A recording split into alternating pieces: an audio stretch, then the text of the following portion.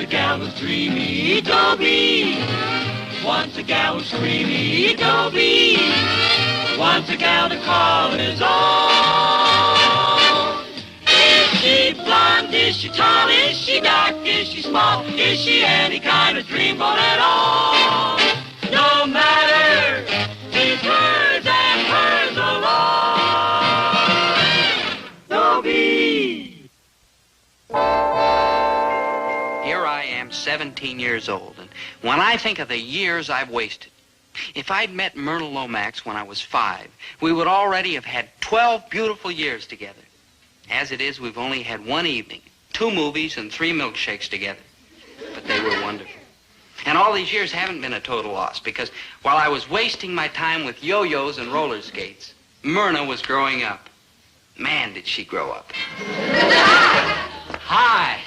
How about the movies again tonight? Well, I don't think Daddy will let me go out with you tonight.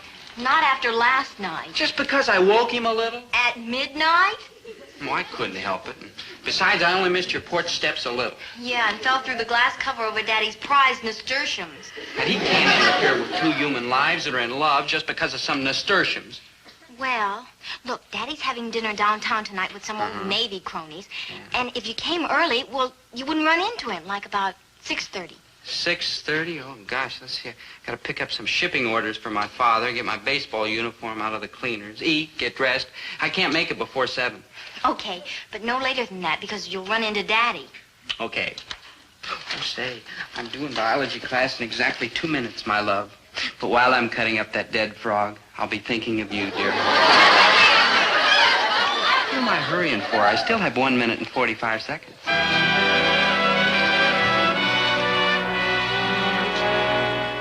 2 dozen cans red kidney beans. 24 red kidney beans. I don't suppose you care to help with this inventory? Oh, I'd like to stay, Dad, but I've got important business. Who is she? Myrna. Myrna Lomax. And if you think her name is beautiful, you should see Myrna. I should see you. In an apron. Until today, my life had no meaning, but now I'm going on to a glorious future. Don't go without eating, dear. Oh, I'm not hungry, Mom. Man does not live by bread alone. I wish man did. It'd make inventory a lot easier. Daddy. Hello, honey. Wait till you see what I've got. The Admiral Dewey, the finest ship I ever served on. And Myrna, if I do say it myself, I was the best chief petty officer the old Dewey ever had. Where can we put this? Help me find a place, Well, dear. I was just going out on the porch. Well, that can wait. Well, but Daddy, like, what happens if maybe somebody comes by and wants me to go to a movie? Dobie Gillis, lock the door and go to your room. And secure that hatch, too. Daddy. I told you that nasturtium murderer is not to set foot in this house. But if I meet him on the porch, he doesn't have to come in. On the porch, I wouldn't feel safe with that clumsy ox in the neighborhood. I pour nasturtiums. Well, he just made one tiny little misstep. Honey, he's the kind of clumsy landlubber who'll be making missteps all of his life. Now, you call him and break the date. Well, I don't know how to reach him. Well, he has a home, hasn't he?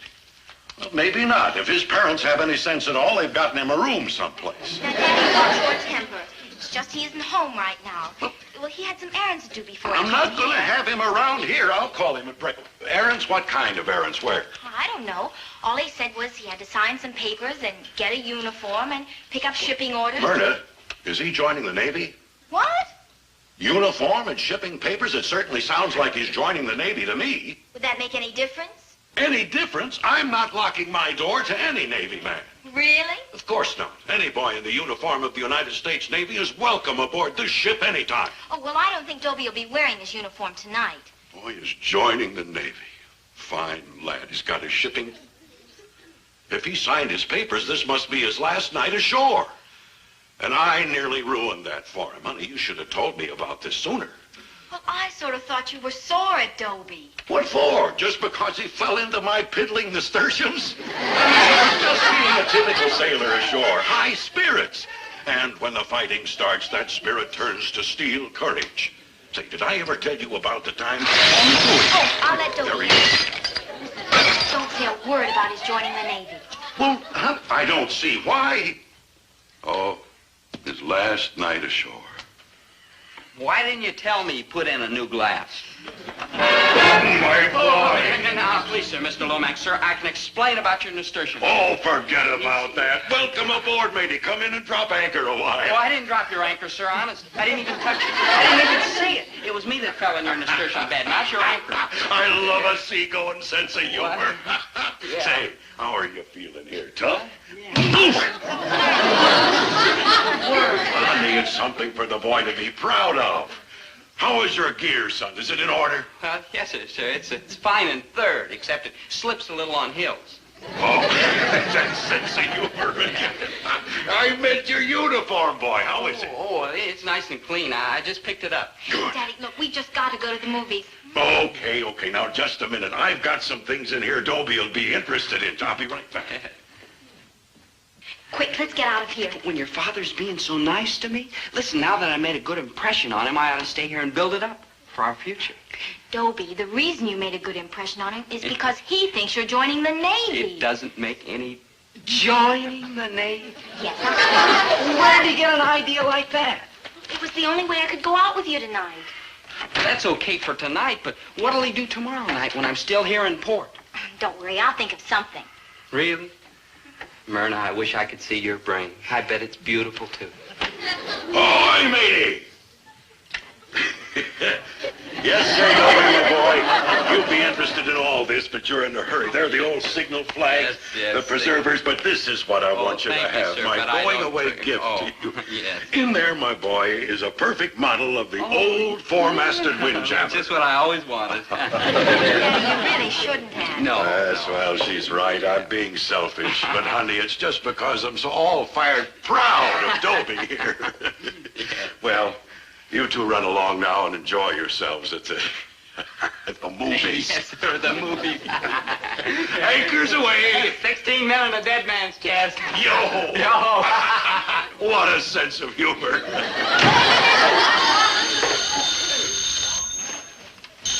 Hello? Mr. Lomax, this is Betty Lou. May I speak to Myrna, please? Oh, not tonight, Betty Lou. She's just left with Dobie Gillis. No, I don't expect her back real soon. It's Dobie's last night at home. Yes, that fine boy is joining the Navy tomorrow.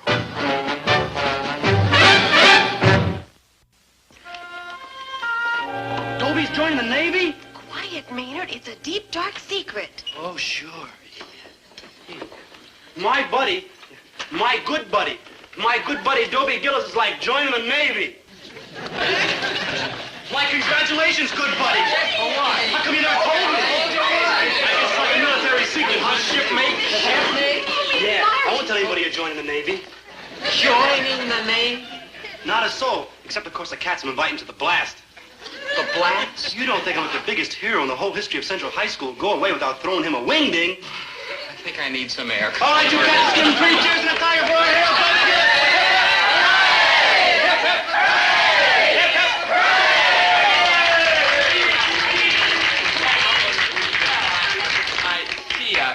Well, fellow Americans, it's a great honor and a rare Dobie, privilege. come on.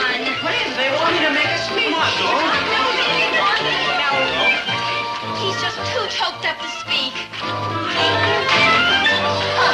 My hero. Well, it's nothing to laugh about. All the kids think I'm joining the Navy. Daddy probably told someone. In fact, Daddy probably told everyone. Well, what am I going to do?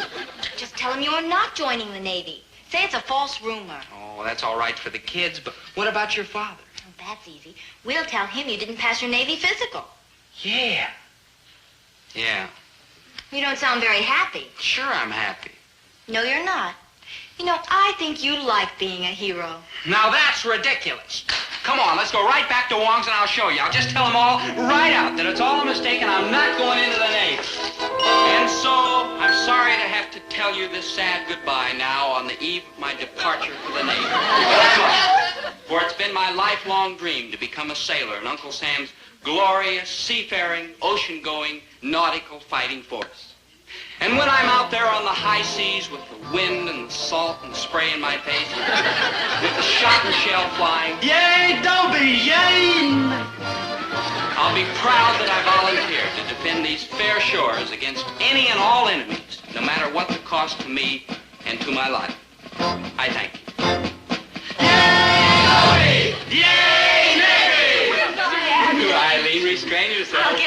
economics class to bake you a cake, Dobie. I just want to get the length of your arm.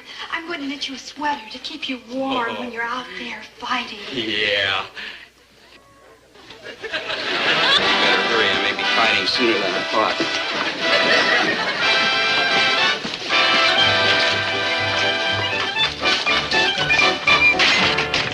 Oh, you're such a glory hound. Myrna, I'm not. It's just, well, with all those kids looking at me, I didn't have the heart to disappoint them. Myrna? Yes, Daddy? Anyway, I'm going to tell them I flunked my physical. And it'll work as well with him as it will with your father. It's not going to work with my father if you keep popping off like you did. Okay, okay. Now, look, Dobie, just let me handle it, huh? Okay, okay. It's all in your hands. Matey! Happy Canoe and Tyler, too. Welcome aboard, boy. Okay, have I got a surprise for you? What? Daddy, I've got to tell you something. Daddy? Anchors away. It gets you right here. Daddy, we've got bad news. Dobie didn't pass his physical. No. What? Dobie flunked his physical. Yes, sir. That's right, sir. What's wrong with you, boy? You tell him. I can't. He has a trick knee. Yes, sir. I heard it playing football for the school. This is terrible, terrible. Yes, sir. Yes, sir. But I try to bear up under the pain, sir, as best I can. I mean, it's terrible. You're not getting into the Navy. Oh, that. Yeah, well, it was my dearest heart's desire, sir. I know how you feel, son. And I want you to know that I'm proud to know a boy who feels like you do about the Navy. Oh, I do, sir. I do. The briny deep. Oh, Daddy, Dobie has to go home now to tell his parents the sad news. Yes, sir. Come on, Yes, Dobie. you go on, boy. But hurry back. I want you to know you're welcome in this house anytime. Any boy who feels about the Navy as you do. Sir? Sir, it's been my lifelong dream to become a sailor in Uncle Sam's glorious Navy. Dobie. And to be out there with the wind and the salt and the spray in my face, with a shot and shell flying, defending these fair shores against any and all enemies, no matter what the cost to me and to my life. Fight our best, we'll cry. We'll never change our course, so vicious, so steer shy. Roll out the TNT, anchors away. Sail on to victory and sink their boats to Davy Jones. Hooray! This fine boy, and he's not going. No! Why, in the words of John Paul Jones, I'm not going! I haven't begun to fight. And I'm not gonna! We're gonna get you past that physical examination. We're gonna get me past. You're right, Myrna. I gotta go. Matey, listen to what I tell you. Sir. When I was trainer for the football squad at Annapolis, we had a great scat back. He had a trick knee, and it never bothered him. Yes, but... Today, that man is Assistant Chief of Naval Operations. And when I phone him, and I tell him how much you love the Navy, Yes, but... and how you were just jumping around here on that That knee. doesn't mean No, a thing. not a thing, sir. You see, It's psychosomatic. Yeah. Long distance, get me the Navy Department at Washington, D.C. His knee is what? You're hydromatic. Hydromatic. No, water on the knee. Hello, see, Navy Department. Put me through to the Assistant Chief of Naval Operations. Water on the knee. Water on the brain.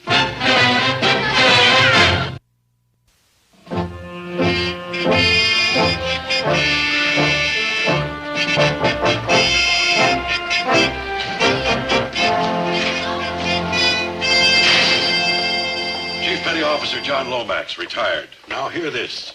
In less than 1 minute, that phone will ring, and it'll be the Assistant Chief of Naval Operations to talk to you. Now, wait a minute. What is this? I said the Assistant Chief of Naval Operations to talk to you. Me, the assistant chief? To ask you why this fine, upstanding specimen Dobie Gillis was turned down on his physical yesterday. Gillis? Yes. Gillis? The assistant chief. Lieutenant Smedley, the assistant chief of naval operations. Yes, sir. Gillis? Well, I don't have his records right here, sir. No, sir, I'm sure there's no follow-up, sir. Yes, sir, we'll rush the boy right through, sir. Yes, sir, we'll give him every break in his business. Yes, sir. The assistant chief for you. Oh. Hi, Skinny. What a thank you. It was fine to talk to you, too, Skinny. Say, how's the knee? Good, fine. Yeah, well, I'll talk to you later. Bye. Now, if young Gillis here passes that examination, I'll try to see that the chief isn't too tough about that foul up in your records. Thank you, and Don't you worry, he's as good as in the Navy. Fine. Well, my boy, I'll be casting off. I've done all I can for you here. Yes, sir, you sure have. Friends like that are hard to find. Not for me. Oh, hi, Maynard. Hi, Like hi. Like, sir? Maynard, what's that? Dobie Gillis, sailor, friend, and good buddy. I would like to present you this going-away present, which I found while prowling around in a surplus store. Kind of an old surplus store. Name? Maynard Krebs. Krebs Maynard. No, sir. Like Maynard Krebs. You? Yes, sir, and I don't mind going to the Navy, but I go home first. Now listen. Because if I'm going to the Navy, I want to just change my old clothes. Maynard!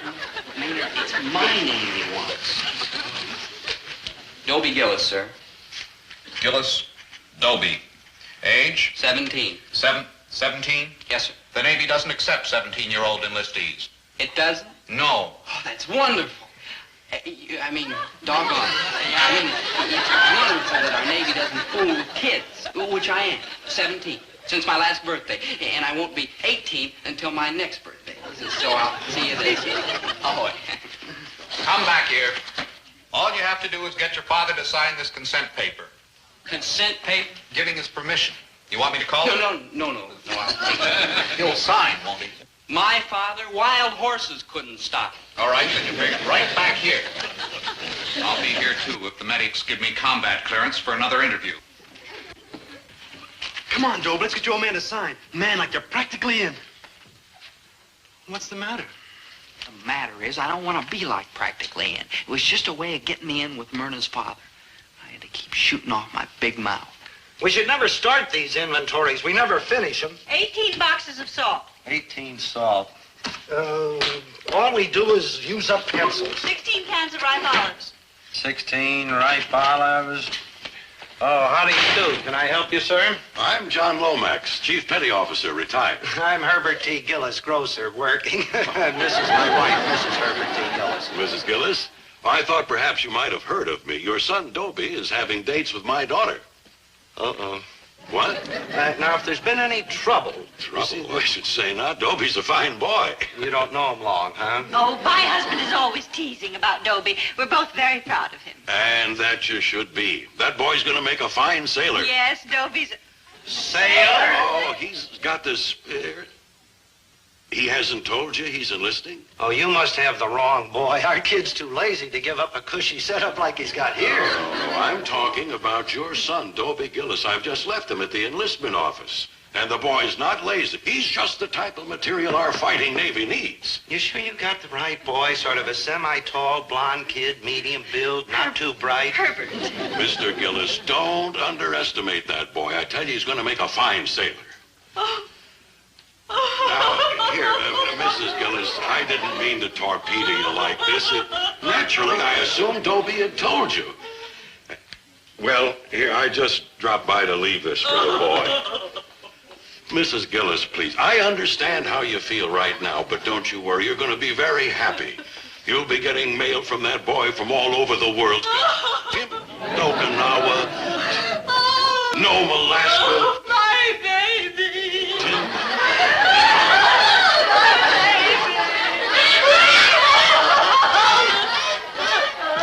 I'll be casting off, I guess. I'm sorry to have been the bearer of bad news. It's good news. Now, look at it this way. Dobie's going to be self-supporting for 3 years. Oh, Herb. You know, we're not really losing a son. We're gaining a bedroom. You're just being brave. You know you don't feel that way. No, I don't. Why would Dobie want to leave us? Well, why wouldn't he? With a father who's always yelling at him, won't give him enough allowance. It's all my fault, Winnie. It's all my fault. No, Herbert, it's not your fault. It's my fault. Now, don't say that. You're a wonderful mother. That's just it. I couldn't realize that he's not a baby any longer. Always asking him if something is too hot or too cold or too lukewarm. It's my fault. I've been mothering him too much. Yes, and I didn't father him enough. Oh, here he comes now, so straighten up. He's already enlisted, you know. Yes. He's in the Navy now, dear, and he's not a baby anymore, so stop crying, chin up, and Just let me handle it, huh? Hi, Mom, Dad. Mom, Dad, may I present Miss Myrna Lomax, my mother and my father? How do you do?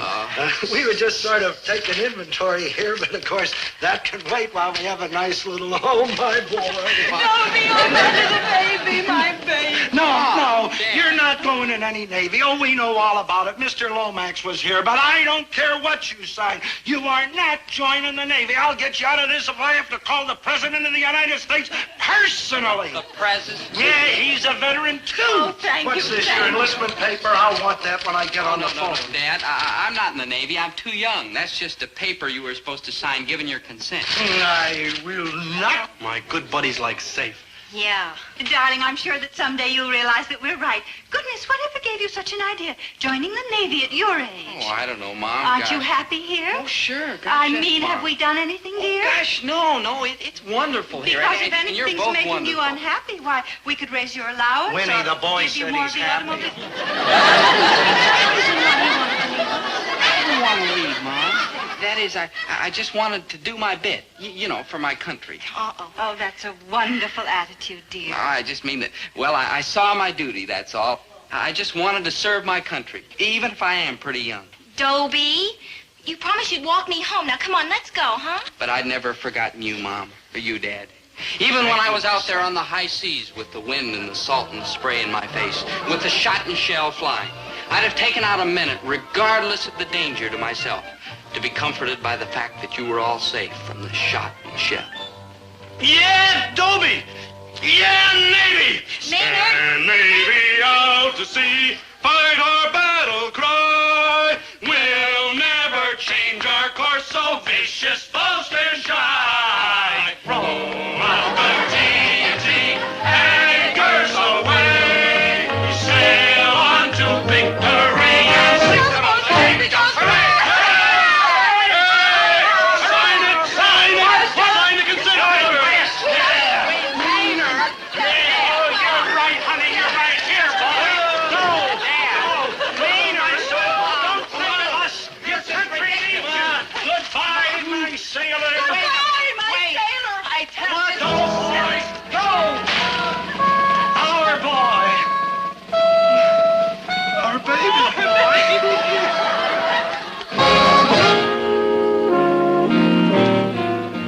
What's that? My inventory sheet. Honey, I signed my own inventory sheet.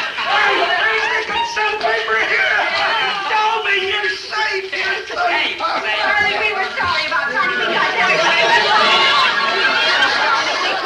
Well, not for 3 years. Yes, sirree. For the next 3 years, you're going to be right here with us. For 3 whole years. 3 years. You mean you refused to sign the consent paper for me? Yes, he just tore it up. Well, no, not exactly. What you just tore up was your inventory sheet. That is my inventory sheet. Then this must be the consent paper.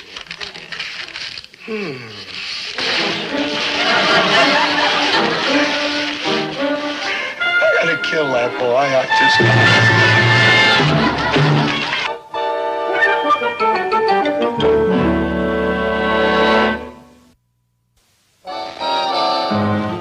I'm sorry about tonight, Myrna, but your attitude's wonderful. And in about a week when this inventory's done... Oh, gosh, that's wonderful of your father, Myrna. And tell him that the Navy's wonderful, too. And that I can hardly wait until I'm 18 and can join. And can be out there on the high seas with the wind and the salt and the spray in my face. With a shot... Shh. Myrna?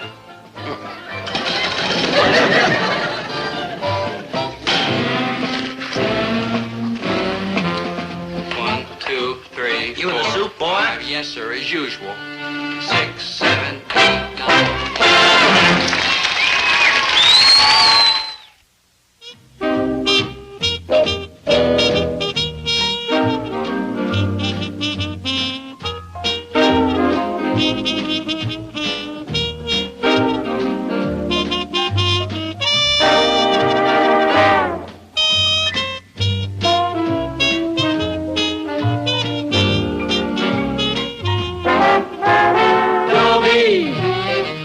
Once a gal was dreamy Dobie. Once a gal was creamy Dobie. Once a gal to call his own. Is she blonde? Is she tall? Is she dark? Is she small? Is she any kind of dream one at all? No matter, he's hers and hers alone. 'Cause Dobie has to have a girl to call his own. Once a gal was dreamy Dobie. Once a gal was creamy Dobie. Once a gal to call his own. Is she blonde? Is she tall? Is she dark? Is she small? Is she any kind of dreamboat at all? No matter, she's hers and hers alone. Dobie, Dobie.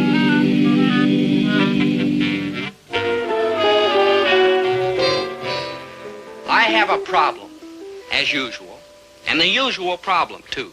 Thalia Miniger. Ah, Thalia. She looks like $1 million. And that's probably what it's going to take to get her. $1 million. So really, the problem I have is I don't have Thalia. Or $1 million. All I've got is love for Thalia and 8 cents and an awful yen to take her to the dance Saturday night. Dobie, I got your note. What's so important? Thalia, I want to talk to you about something straightforward, man to man. Now, to start with, you're gorgeous. Also, you're greedy and grasping. Now, there's a dance Saturday night. You can go with any of the rich fellas in school if you want.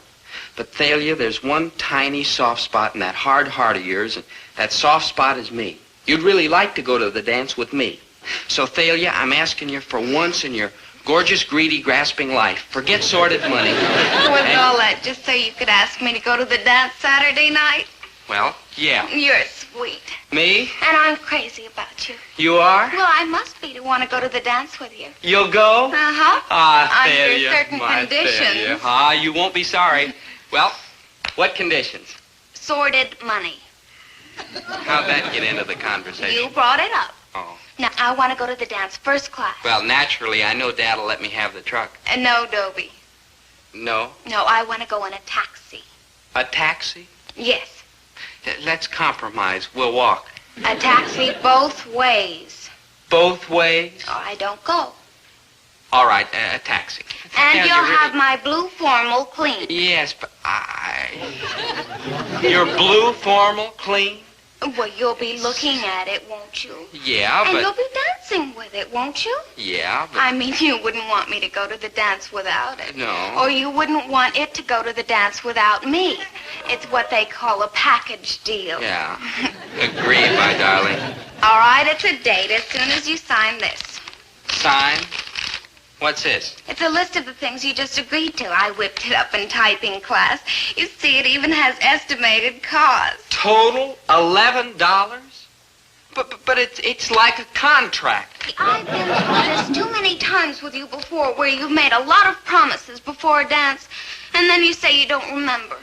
Now, I'm not going to spend Saturday night having to nag you about it because it'll just spoil the dance. So, sign. Thalia, I love you. Love doesn't butter any parsnips. Nah, you stick with me, Thalia, and I promise you, someday I'll really butter your parsnips. Someday. Don't you understand, Dobie? I can't waste time waiting for someday. $11! Maynard, let me put it to you this way. I had absolutely no trouble wrapping myself around her little finger. Okay, so she outsmarted me for $11. But if she can outsmart me for $11, I ought to be able to outsmart my father for $11. Impossible? Nothing's impossible. Why, just a few years ago, nobody thought you could hit the moon with a rocket. What? Maynard, one of these days they may not miss. Of course, hitting the moon's a lot easier than hitting my father for $11. $11? $11? I gotta have it. And you're gonna get it. Now, have it be reasonable. The least you can do is listen. Okay, so I'm listening. Reason with your old dad. Well, look, I need it for the dance Saturday, and I can show you right here what I need every penny for. First, 2 dance tickets, $1. That sounds okay. Yeah, you want to give it to me with each item or all in a lump? Oh, I will probably give you several lumps. Read on. Taxi. Taxi. In school, when they should be studying, they send them to gym. But come Saturday, they got to take a taxi to a dance. Why can't you dance your way to the dance? Taxi, $2. $2. What, are you and her going to go in separate taxis? And work at Corsage, $3. Ooh, market corsage, $3. Ha ha ha! I didn't even say anything funny, but ha ha ha me some more. 2 dinners at the Biltmore Coffee Shop after the dance, $4. That's right, boy. Think big. That's my old And man. get ready to eat small. I know. Ha ha ha! Well, you've come to $10. Miscellaneous, $1. What's this miscellaneous? Oh, that's for getting my dress clean. Your dress clean? I mean, My suit. Total, $11. Total $2. $1 for the tickets and $1 for your suit, which you will get Saturday. Dad, you'll change your mind. Well, I might at that. I might make it $1.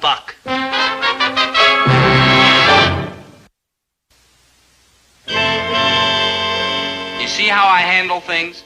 I've really got it here. A headache.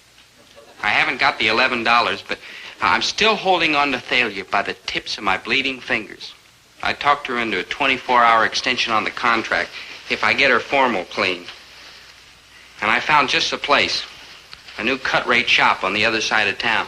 There you are. Now you've saved a whole $1. No, now, don't try to thank me.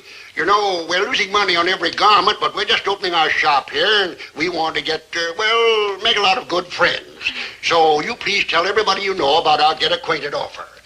2 garments, cleaned and pressed for the price of 1. I'd consider it a favor. Oh, we'll be glad to, sir. Well, we'll do you a favor if you do me a favor. A favor? It's not much of a one, really. You see, we'll each be getting $1 on Saturday to pay for these. Now, that's $2. And my friend here will give you his $1 on Saturday for both garments, if you'll give me the other $1 now. The other $1? Yes, the one that we're saving. That one. What? How come you get it? Well, because it was my idea. Thank you. And I'll be sure and tell everyone at school about your shop. All right. Bye. Goodbye. Bye. Bye-bye. Wait. I just got an idea that'll make us both very, very rich. Yeah? I don't like this. We ought to scram and lay low for a while. Relax. The truck isn't half full yet. But we barely got out of Springfield, and that's not more than 100 miles from here. I don't like it, Edwards. What could be safer? We bring us a lot of clothes in that cut-rate offer, we load them in the truck, and we disappear before the public ever tumbles. Yeah, but the police will tumble eventually. Then they'll start looking for us. The first... What's so funny? That young girl that I just waited on. Smart, nervy. What a con woman she'd make. If only my daughter turned out like that. I didn't know you got a daughter. Yeah, social service worker. Now, we'd be the agents for this shop. Don't you get it? I haven't even gotten that 2 for 1 yet. I keep telling you that was honest. Now, look, we'd be the shop's agents and collect commission. You got a pencil and paper? Well, you forget about that 2 for 1. Now, look, think of how much money we'd make being his agents at school. Agents in schools? Why didn't I think of that before? Agents in school? Why, they'll hustle clothes from all the kids in school. Don't you get it? We'd get clothes from every kid in school. Don't you get it? Could I talk to you for a moment? Why, certainly, young lady. How would you like to have agents working in a school? Agents working in the school? Yes, bringing in clothes for you to clean and press. Well, my goodness me, that'd be wonderful, but who would ever do that? Well, my friend Mr. Gillis and me. This is Mr. Gillis, How do you do? and I'm Miss Meninger. Well, how are you? My name is Edwards. Well, I want to tell you, I'd appreciate it. Appreciate it? Your kindness. Well, I was thinking of a commission. Commission? Well, yes, on the money you get in for the clothes that we bring you. Oh, well, goodness me, I don't know if I could afford a commission. Well, you said you wanted to make friends. Now, what's 10%? 10%. 7.5%. 5%. It's a deal. For 7.5. You know, I'm so happy with this idea. I'll tell you what, you so impress me, I'm going to give you 10% commission. Now, if you'll pardon me, I want to go and give my partner the good news. Oh, Thalia, the way you took him in, you're wonderful. Yes, partner. Really? 50-50. Why, we're bound to make $11 apiece by Saturday. And then you can take me to the dance. Really? On your share. Yeah, I thought we're partners. Well, we are business-wise, but not socially. Why'd you give him 10%? Who's going to give him anything? Oh, we will make a fortune. Yeah, all we got to do now is get the business. But they just got it.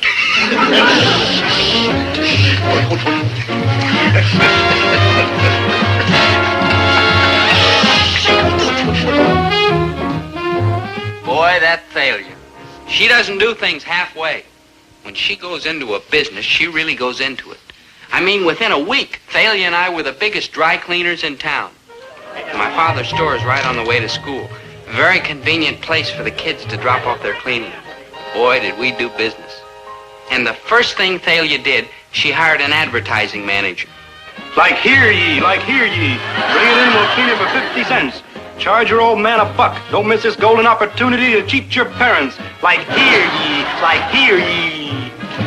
Hey, what's going on here? Mr. Gillis, I've been standing here for 30 minutes trying to get waited on. I'll take care of you right away, Mrs. Kenny. Thank you. Will you get out of my way? See here, Mr. Gillis, this is not the only market in town, you know. All right, Mrs. Kenny, I'll be right with you. My husband is waiting for his breakfast. He's getting hungry. And when he gets hungry, he gets mean. And when he gets mean, I get hit. I'll be right there, Mrs. Kenny. Excuse me, Big Daddy. Hey, I'm back by Saturday, good buddy. Out! Everybody, out! I certainly will. And it'll be a cold day in July before you get my business again. Out! Out! Out! Out! Out! Out! What is all this, dear? It's a loony bin, that's what it is. You've been trying to bankrupt me for years, boy. It looks like you've finally done it. Bankrupt? Why, there's a fortune here, Mr. Gillis. Fortune for who? I'm not in the old clothes business. I'm in the grocery business, or at least I used to be. Why is everybody leaving their clothes here, Dobie? Well, because it's closer than the cleaners, Mom. We take them over to the cleaners later. And they charge 50 cents a garment, and we get 10% on each garment. Yeah. How much is that a piece? Well, so long, Mom. So long, Dad. We got to get to school. I'll see you later. Hey, just a minute. Just a darn minute. Who's going to clean all this junk out of here? Well. Well, I thought that while you were out making your deliveries in the truck this morning, that you could drop the clothes off at the cleaners. Me? Well, it's only about 3 or 4 miles out of your way, and it's such a lovely day for a drive. And just think, you'd be giving Dobie a new start at life. Listen, you may be too smart for dimwit here, but you're not too smart for me. Well, yes, she is, Dad. Yeah, that's a fact, Mr. Gillis. Goodbye, Mr. Gillis. So long. Well, say it. Say what? I'll give you a hint. I gotta. Kill that boy. I just got it. Yes, sir, that Thalia figured out everything. Every little detail. Except one.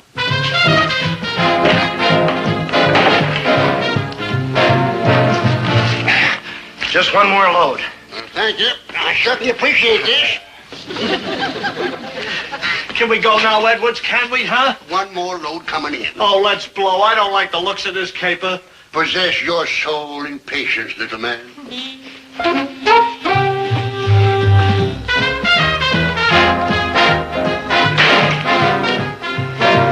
Well, that's all of them. It's mighty kind of you, sir. Mighty neighborly. Hey, what about a receipt? Well, that's exactly what I was going to get, sir.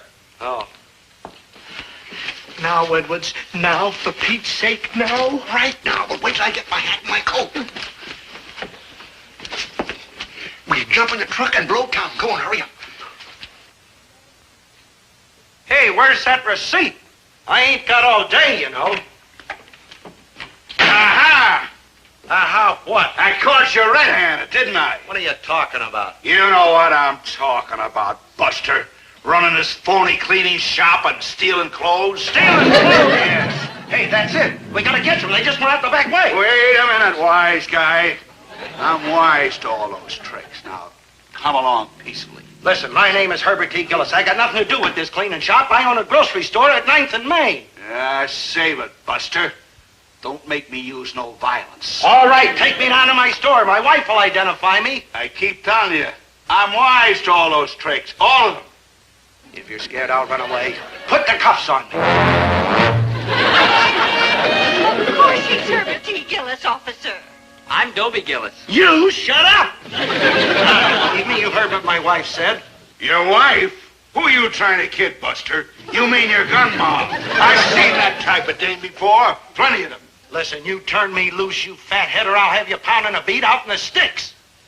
What do you think I'm doing now? Turn me loose, I say. I know my rights. I am a veteran. Pipe down, all of you. And nobody move until the chief arrives. Well, here he is, Chief. I caught him red-handed. And as for the dame, I think she's the brains of the whole outfit. Release her. Chief. You heard me. Take off those cuffs. Oh, you did a great job, Mulcahy.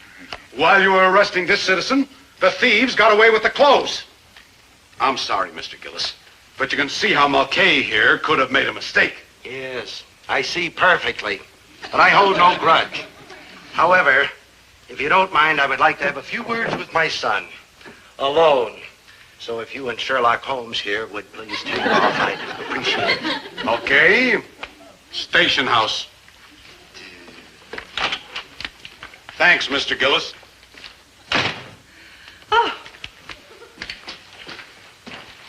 Herbert? Don't give me any ideas. Son, what is this used for? Opening up things. Oh, that's very good. And what do we generally open up with this? Oh, cases of canned goods, stuff like that. You make me proud, boy. Oh, it's nothing.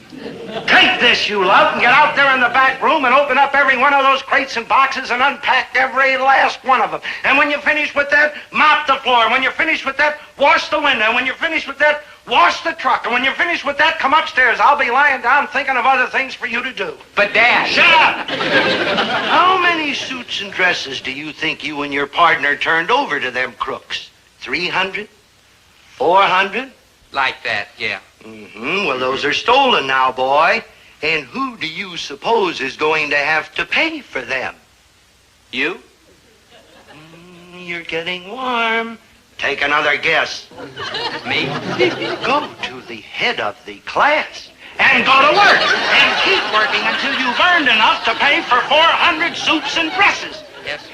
Come on, Winnie, let's you and I go upstairs and try to enjoy what's left of our old age.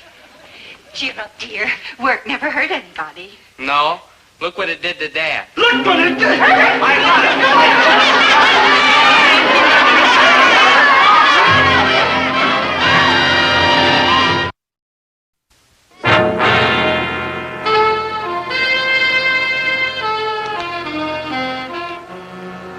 Hey, good buddy. Maynard, you know what these are? Hands? On my hands, Maynard. You know what those are? No, good buddy, but they look terrible. Blisters. Blisters and calluses from working. Working? You? My father's making me work in the store till all those clothes are paid for. You can't do that, man. There's laws in this country. Maynard, I talked to a lawyer. He can do it. Gee, that's tough, Big Daddy. I mean, that's like tough. Yeah. Maynard, you wouldn't like to help me work, would you? Gee, Dobe, I'd stick my arm in a fire for you. I'd jump in front of a train for you. But, work? Sorry, Dobe. Yeah. You do understand, don't you? Oh, sure, Maynard. How long are you going to have to work till them clothes are paid for? As nearly as I can figure it, 70 years. Ooh, it's all that Thalia's fault. All her fault. Yes, it is. And that's why I've sent for her. You going to tell her off, Dobe? Are you, huh? Yes, Maynard, I'm finally, definitely, positively going to tell her off. Dobie? Thalia? Yes? I love you. Ooh, that's telling her off. Dobie, I'm sorry. Sorry, lot good that does. Look at his hands. I mean, if he could play the piano, he couldn't. Poor hands, what happened? Work, that's what. Poor darling, and it's all my fault, too. Oh, that's all right, Thalia. I love you. Oh, no, don't love me, Dobie. I'm not worthy of you. I'm mean and rotten. Amen. Why do you be so greedy and grasping? Why can't I be good and sweet and pure like you and Maynard, too? Me? Yes, you're good. Both of you. Good, sweet, and pure. And I'm just rotten. All I care about is money. Oh, now, just a minute here. Remember what you said. You don't care about money for yourself. Yeah, that's right, girl. You told me your father's like 60 years old and has like a kidney condition. Yeah, and you said your mother isn't getting any younger. And your sister's married to a loafer. Yeah, and you said your brother's going to end up living off the county. So remember, it's up to you to find a rich husband and save your miserable family. That's right, Taylor. That's what you said. So you're not mean and rotten. In fact, you're noble, kind of. You're sweet to say so, both of you. Good, sweet, and pure, but you're wrong. Listen, even if my father had kidneys of steel, and if my mother was younger than springtime, and if my sister was married to a gillionaire, and my brother was president of Harvard, I'd still want money because I'm mean and rotten. Hey, Dobe, maybe she is. Well, she doesn't have to stay mean and rotten. People can change. Oh, please help me change, Dobie. I can do it for you. Mean and rotten as I am, I've still got a soft spot for you. Because you're decent and kind and honest and good-looking. Yeah, except for his hands. Say you'll help me, Dobie. And you too, Maynard. Because I want to be good and sweet and pure like you. What do you say, Dobe? You think there's a chance? We'll try. We'll try. Oh, thank you. We'll be so happy. Yeah.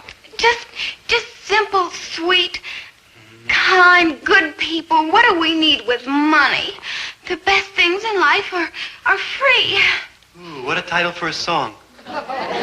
Simple pleasures, real devotion, true love. Look! What, don't you know who they are? Those are the crooks from the cleaning store. Oh, go get them. Hurry up. Come on, Maynard. Go get them. Quick. All the times for this to happen, and us with a truck full of hot clothes. Oh, shut up and jack up the cover. Get up, Maynard. Hurry up. Help! Police! Help! Police! What's going on here? We just caught those crooks over there from the dry cleaners. Hurry up. Come on. Hold him, Maynard. Hold it! Hold it, you wise guys! You're under arrest. Wait a minute, officer. I can explain all this. Just explain me one thing. What'd you do with all them clothes you stole? Well, they're right here in the truck. We're just going to deliver them. Oh, sure you are. Well, it's station house for you wise guys. And don't try anything cute. Now get going. Oh, now don't shove. You kids watch the truck while I get some help. Oh, that was a nice piece of work, little lady. If you drop by the station house later, there's a $50 reward waiting for you. $50? Thalia, this is wonderful. All those clothes will be returned now, and I can quit working. And we can be like together all the time. I mean, simple pleasures, real devotion, true love. $50! Oh! What $50? Well, didn't you hear what he said? I'm going to get a $50 reward for catching those crooks. But, Thalia, we caught the crooks, so how come you get the $50? Well, because I recognize them. That's why I get the $50. I see. I don't suppose you'd consider a three-way split. Well, how can you suggest such a thing? That money is mine. Simple pleasures, real devotion, true love. Thalia, you're right. You mean the $50 is mine? I mean you're mean and rotten. How would you like it if your father had a kidney condition? Thalia, take your greedy bones out of here.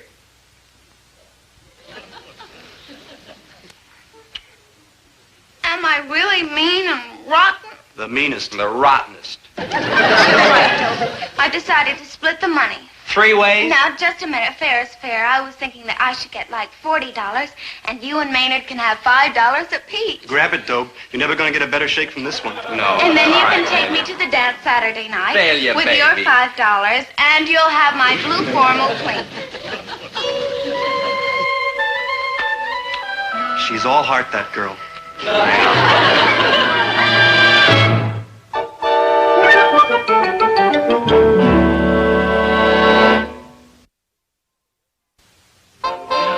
Hey, Big Daddy. Have like a ball at the dance? Great. Thalia was a perfect lady. Yeah? She sure was. She let me lead twice.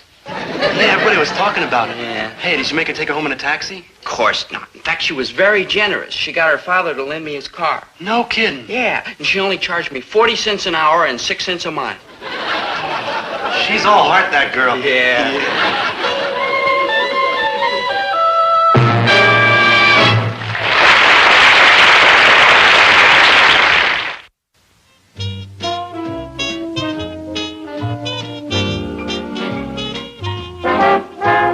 Dobie, once a gal was dreamy. Dobie, once a gal was creamy. Dobie, once a gal to call his own. Is she blonde? Is she tall? Is she dark? Is she small? Is she any kind of dreamboat at all? No matter, he's hers and hers alone. 'Cause Dobie has to have a girl to call his own. Once a gal was dreamy, Dobie. Once a gal was creamy, Dobie. Once a gal to call his own. Is she blonde? Is she tall? Is she dark? Is she small? Is she any kind of dreamboat at all? No matter, he's hers and hers alone. Dobie. I have a lot of trouble with my parents, but that's all right. I mean, what are parents for but to give you trouble? What bugs me is that I'm having trouble with other people's parents, and that's not fair. I mean, parents ought to stay on their own kids' backs and keep off strangers. Now, you take Mr. and Mrs. Ellingboe. They're Clotilde Ellingboe's mother and father. Clotilde! I told you they wouldn't like me. Mother, Daddy, I'd like you to meet Dobie Gillis. How do you do, sir? See? And this is my brother, Arthur. Hi. You don't look familiar. Do you spend much time around the library? Well, no, not this year. I do, in the mathematics department. Arthur is up to quadratic equations. They're nice. Gillis. No, I'm sure I never met your parents. Why haven't we met your parents, Mr. Gillis? We attend every CHSS-PBL meeting. Yeah, CHSS-PBL. Yes, the Central High School Students and Parents Betterment League. Oh, that's CHSS-PBL, yeah. Why haven't we met your parents at the meetings of the CHSS-PBL? Well, they don't go. They don't go? No. Mom would go, but she can't ever get Dad to come along. You see, when nighttime comes around, his feet hurt. The great battle for men's minds lies ahead, and any man who stays home at night and coddles his feet is deserting under fire. A young man raised without such standards, amid sloth and disinterest, is hardly the kind of boy we would find suitable for our daughter. Clotilde, it's time to do your homework. I already did mine. You would. Good day, Mr. Gillis. Goodbye, Mr. Gillis. See, what'd I tell you about me and parents? It's spooky. And I wouldn't exactly say you stuck up for me. Well, they're right, you know. You mean you feel the same way? Well, the CHSS-PBL is important. Don't you think you could get your father to go? Ha! For me, Dobie.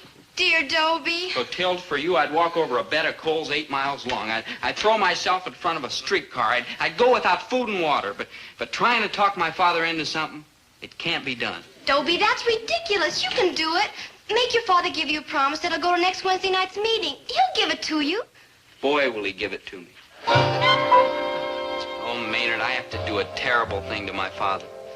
Oh, don't do it, Dobe. I mean, he might be like stingy and rotten, but after all, he's your father, and he loves you in his own way. Anyhow, you get caught. Maynard. And besides, anytime something like this gets in the papers, my old man lowers the boom on me. Maynard, listen. Like last week, my old man was reading the paper and it's about this kid that stole a car in Minneapolis. Maynard. Man, he got so shook up, he sent me to bed without any supper. I've never been in Minneapolis. No. In fact, I've never been in the state of Indiana. Maynard, concentrate. Now, I'm not going to kill my father. I'm just going to try and make him go to some meetings of that Students and Parents Betterment outfit. That's worse. Yeah. Your parents go to the meetings? Man, you're joshing. They hold them meetings in the school. So? So my father says he spends so much time in the principal's office during the day, he's like entitled to stay home at night. Well, Maynard, I better go see Dad. No use waiting anymore. Though, don't stand too close when you ask him. True.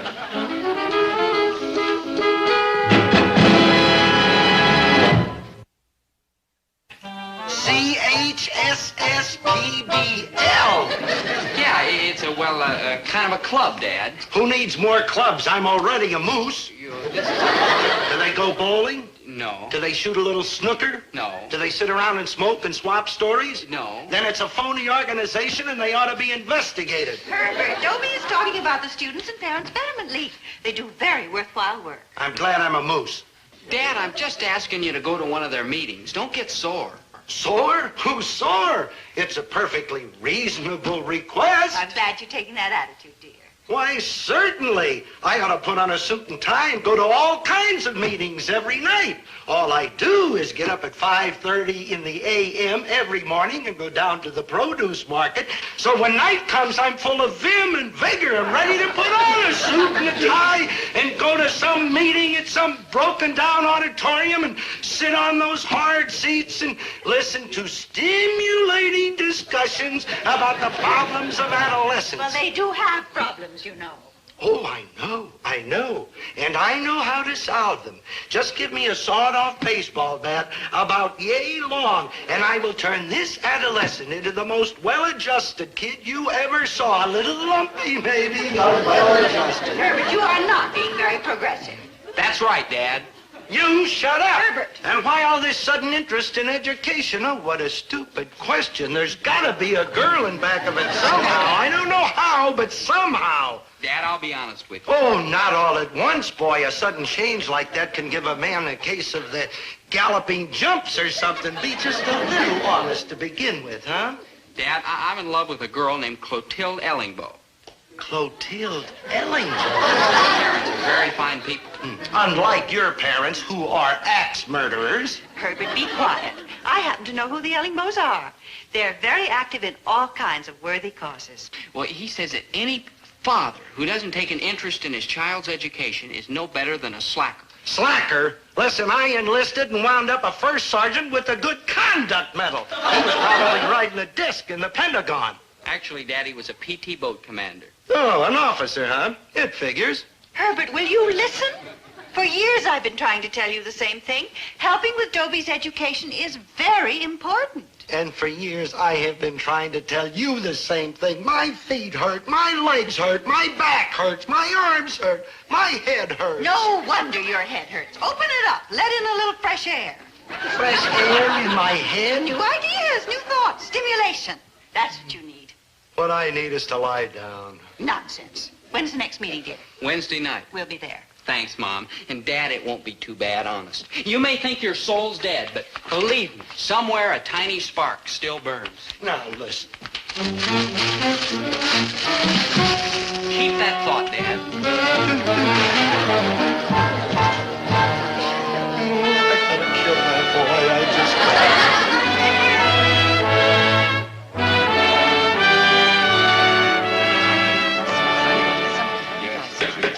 May I have your attention, please?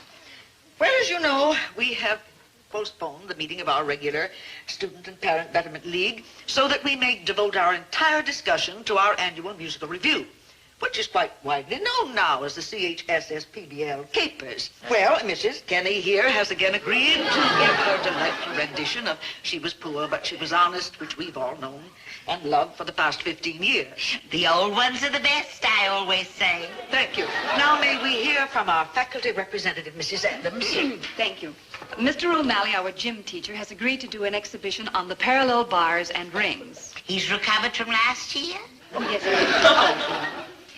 musical accompaniment will again be provided by Miss Collins, Miss Hyde, Miss Munson, and Mr. Kennedy of the English department.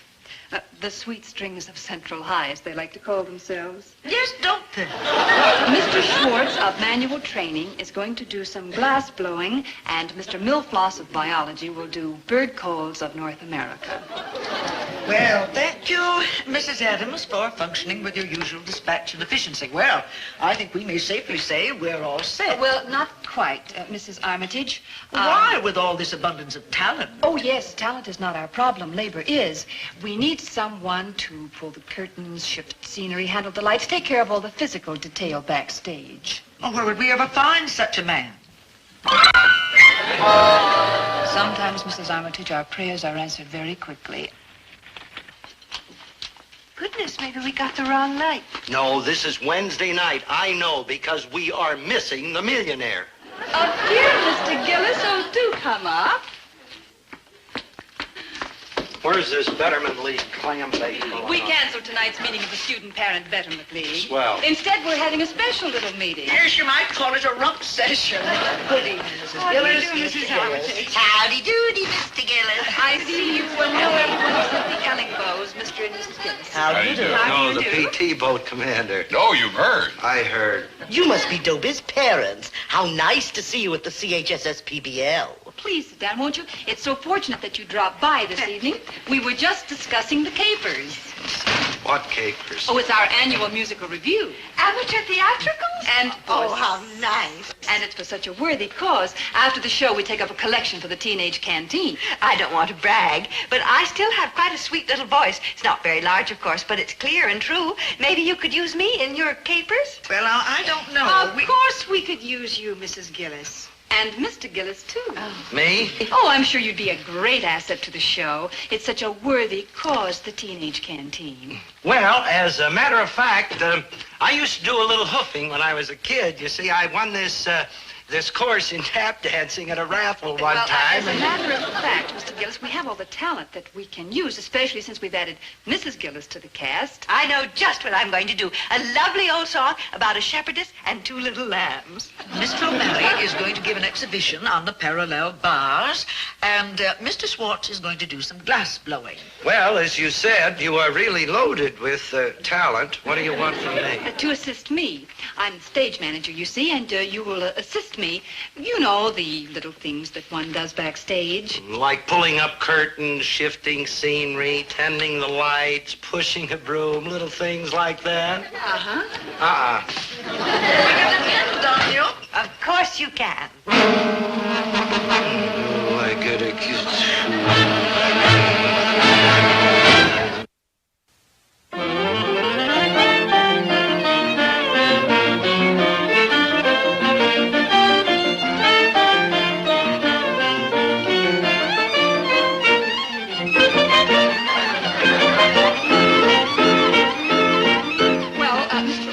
Next, will you pull the curtain up, please? Don't you think it would be more humane to leave it down?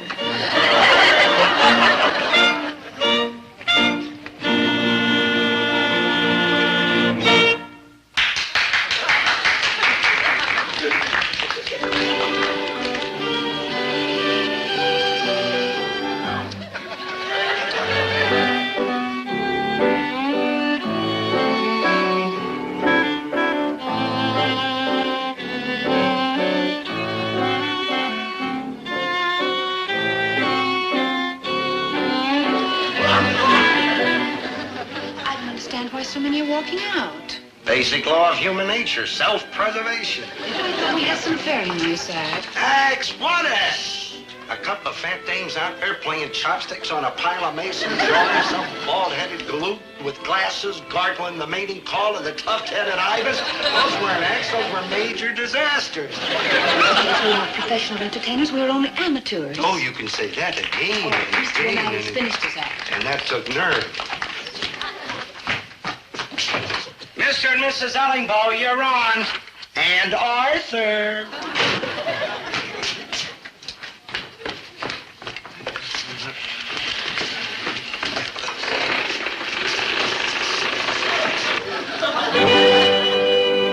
And now, ladies and gentlemen, for their fifth number, Laura Bell and Cecil Ellingbow will do their dramatic version of Robert Browning's immortal Incident of the French Camp.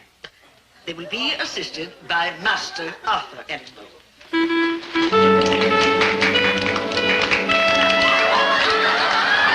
know, we French stormed Ratisbon.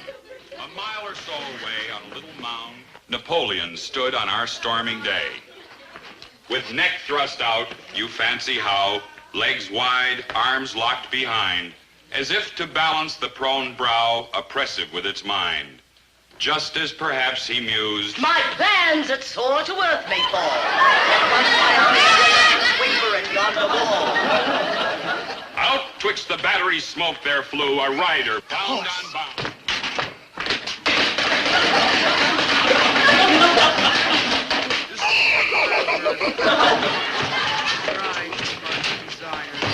The chief's eye flashed, but presently softened itself as she's a film, the mother eagle's eye, when her bruised eaglet breathes. But just Dude, this is criminal. This is worse than that glass blower. Didn't anybody ever tell that guy not to inhale? Any blood came to joke about. You You've been looked a liquid twice diet for ere you months. saw You know where you made your mistake? You should have taken up your collection from the teenage canteen before the show started. By the time this turkey is over, there won't be a soul left in the house. Please, Mr. Gillis, the Ellingbows are trying hard to be heard. You are wounded. Nay, his soldier's pride. Touched to the quick, he said, I'm killed, sire. and his chief beside, smiling, the boy fell dead. Go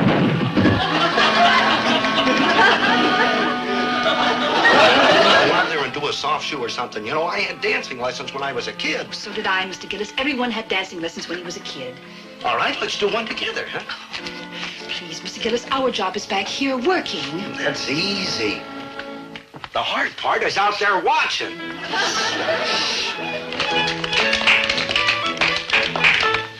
Rather effective, don't you think? Marvelous, just marvelous. Oh, how can such big black lies come out of such pretty white teeth? Look, why don't we go out there and hoof before they empty the house? Oh, please, Mr. Gillis.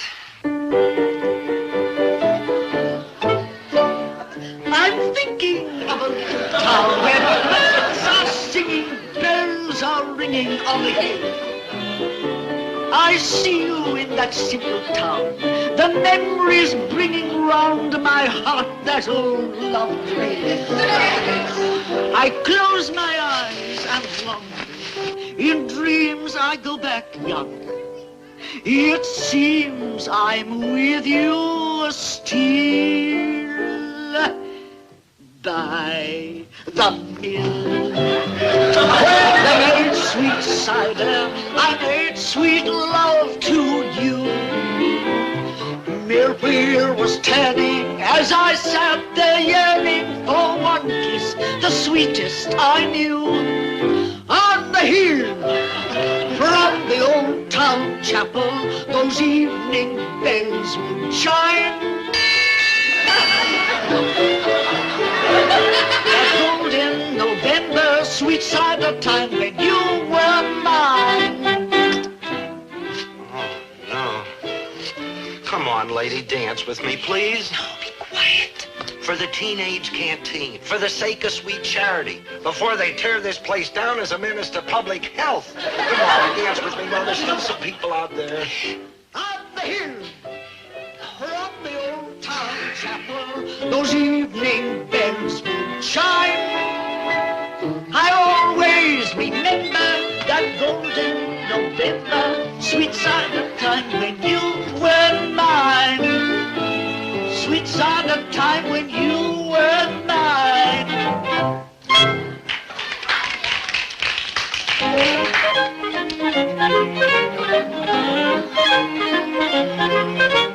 Now, oh, honey, wait for me. Oh, honey, wait for me. Meet me down by the old golden gate, down where the sun goes down about 8. How my love is burning, burning, burning. How my heart is yearning, yearning, yearning to be. How about evening up the odds, huh? Give the audience earplugs and blindfolds. How my love is burning, burning, burning. How my heart is yearning, yearning, yearning to be down among the sheltering clouds. Oh, honey, wait for me. Well,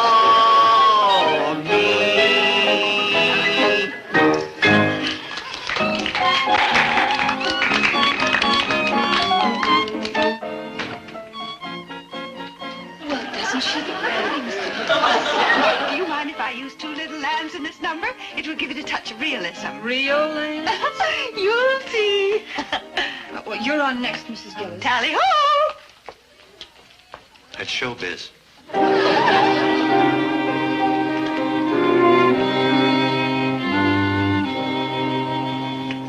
Down in the mead, where of it did lay his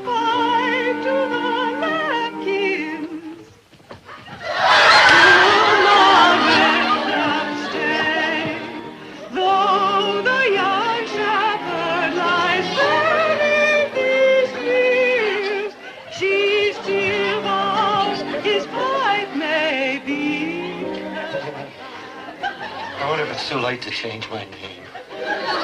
Well, Mrs.? Mr. Gillis? Okay. Let's hoof. With Robin's pipe still slumber.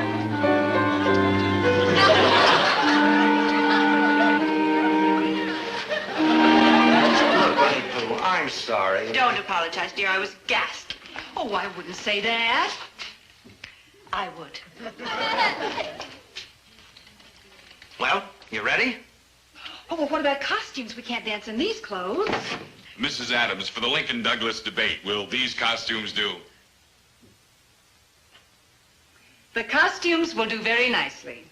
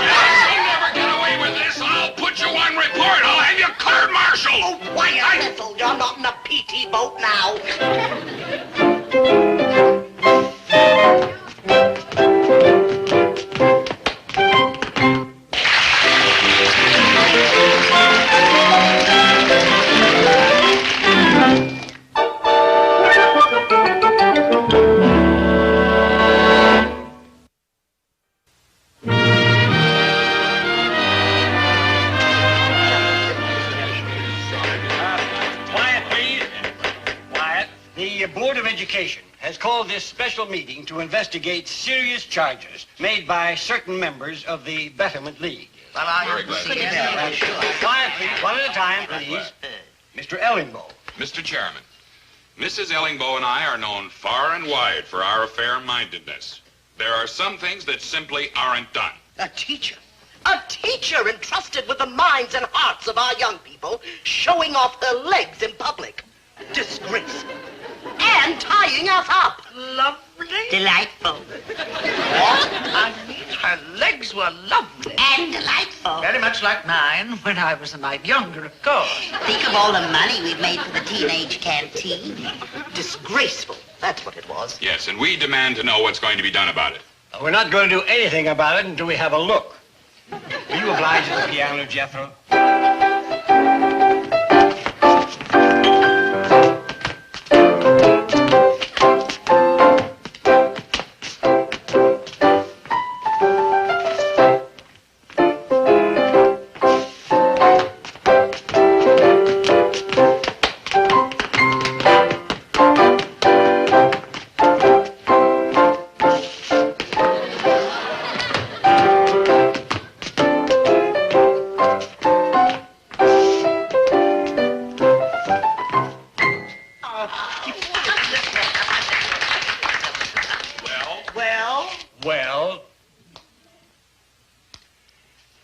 No jada jada jing jing jing.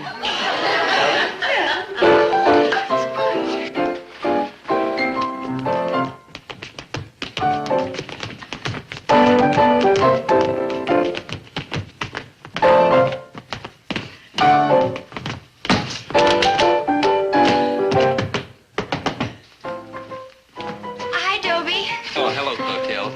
Dobie, I've been thinking. Would you like to take me over to the malt shop? Well, if you'd like, we could go for a walk in the park. How about to a movie? To a drive-in? In my car?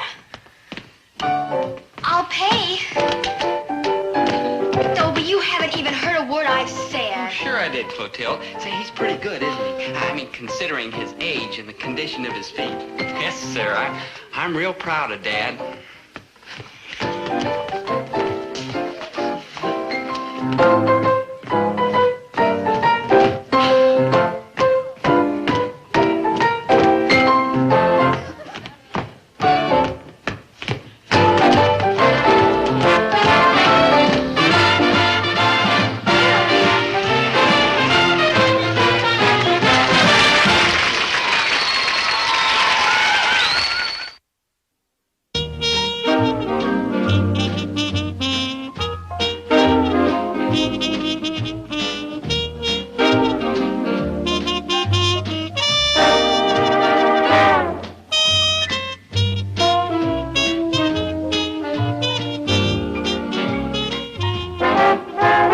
Dobie, once a gal was dreamy. Dobie, once a gal was creamy. Dobie, once a gal to call his own.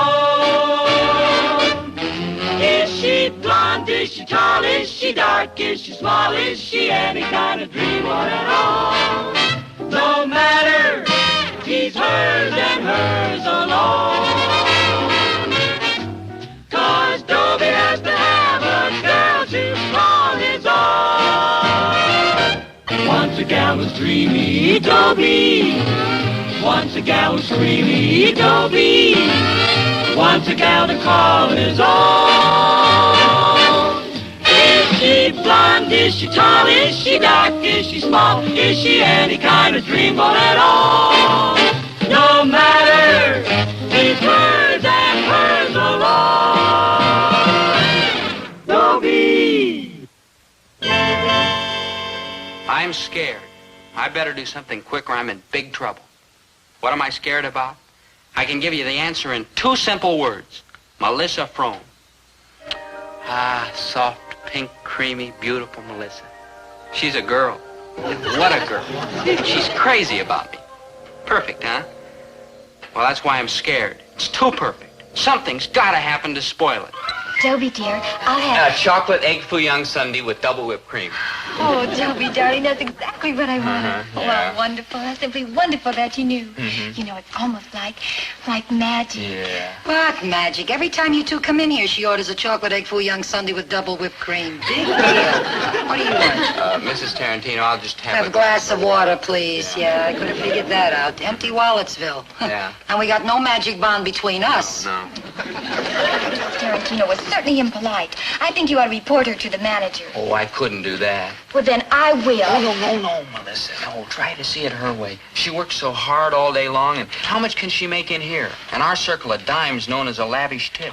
Oh, I never thought of that. And what's her home life like? I mean, if Mrs. Tarantino has to work in here, it means Mr. Tarantino needs her help. She's probably sick. Who knows? Probably lying there in bed staring at the ceiling encased in a plaster cast. Oh, the poor man. The poor woman. Running around in here all day, her back and her head and her feet must be... Oh, bless you, Sonny. That's the first kind word I've heard since I come to work here. Huh? You know, if I've been yapping at you, it ain't me, kid. It's my feet. They're doing the screaming. Oh, well, tell him I understand. Yeah, I understand. That's the first good laugh I've had all week. Yeah. You're okay, kid. Yeah. Hold on to him, girlie. Good men these days are hard to find. Dobie, you're the kindest, sweetest, gentlest person I ever met. No, I wouldn't say that, but I'm glad you did. See what I mean? See why I'm scared? It's just too perfect. I finally found a girl who thinks I'm... Wonderful, divinely wonderful. It is your love that has made me this way. When I'm with you, I feel fresh and sparkling and alive. Oh, me too. If I lost you, I'd be a ragged, useless, dirty wreck. You rang? Oh, hi, Maynard. Hello, Maynard. You don't know how way out it feels to glimmer your friendly face in my hour of need. Maynard, you're in trouble. Yeah, I feel like somebody just tossed me in one of them wagons and is carting me off to the gelatin. If that's guillotine, Maynard. Yeah, guillotine. Yeah. Tell me what's wrong, Maynard. You know how I worry about you. Well, I can't. You'd like better. I need money. I had to ask. You see? Doomed. Oh, stop dramatizing. You know I'll help you. Just tell me how much money you need and why. $6.26 on account of this chemistry course I've taken in school. Maynard, you're taking chemistry? Well, for the first 6 weeks, I thought it was a folk dancing class, and by then I was trapped. The $6.26. Oh, yeah. Now, get this picture. Uh-huh. I'm in the chemistry lab, see? Mm-hmm. We're like working on an experiment. Yeah. And the place is like crawling with chemicals. Uh-huh. And I'm pouring and mixing. Yeah. And everything's steaming and gurgling. And fuming and bubbling. And foaming and frothing. And then it happened. You mixed the wrong chemicals and... Not then. Not then, no. But when I poured the milkshake from my thermos bottle into it. Then. Vroom! The whole place was like Hurricane Maynard. Maynard. So you need the 626 to pay the school for the broken equipment. Man, like you should have seen it. Maynard, enough. Here, be careful. It's practically every penny I own. Gee, thanks, Dobie. Yeah. Maynard can get himself into the most ridiculous situation. You're like a real human being. Oh, Dobie, you're so warm and kind to waitresses and so generous to your friends. Oh, you've got a heart as big as... All outdoors? Oh, at least. Yeah, well, Maynard needed the money. Oh, my gosh, the money. The money? Yeah, I was saving it to buy our tickets for the Kingston Trio Saturday night. Oh, if I don't see the Kingston Trio, I'll die. Oh, can't you get some money from your father? Surely you jest. Oh, I'll die. I'll get the money from my father. Get money from my father. Get money from my father. Get money from my father. Get money from my father. Get money from my father. No matter how you say it, it sounds impossible. I gotta kill that boy. I just gotta. Dobie just made a simple little mistake. Leaving a chocolate ice cream bar on the cash register is a simple little mistake. He was probably just taking some money out of the register and he just happened to leave his ice cream bar. What's so wrong? What's so wrong? 1, he was helping himself to the cash register. 2, he left a chocolate ice cream bar for change.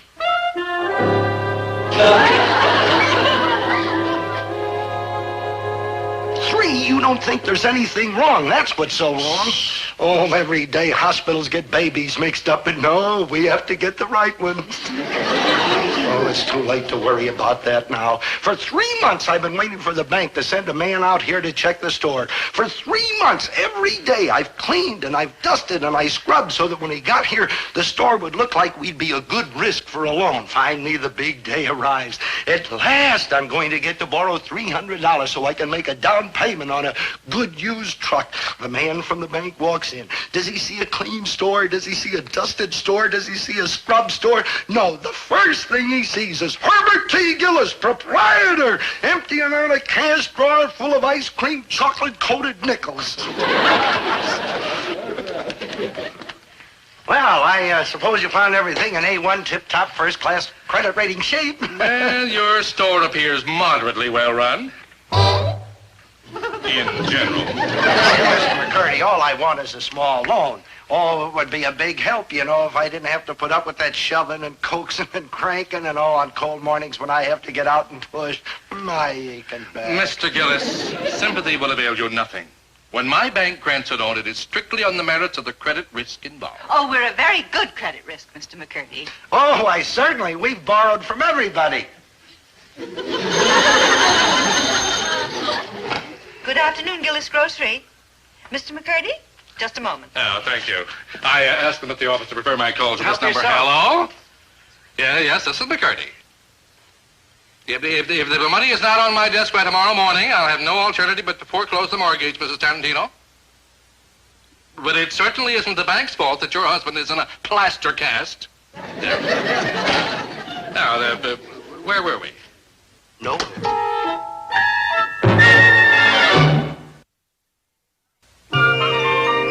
Hi, Dad. Mom. Son, why don't you go out in the park and play a little football? Football season's over, Dad. And how about a few innings of baseball? Oh, baseball season hasn't started yet. Say Severo, then. Now let me find an answer to that one. You're acting funny, Dad. Aren't you feeling well? Not lately.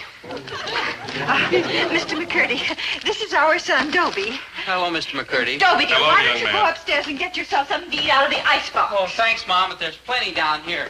This sort of fouls up the store's bookkeeping, but business has been so bad lately, it doesn't make much difference.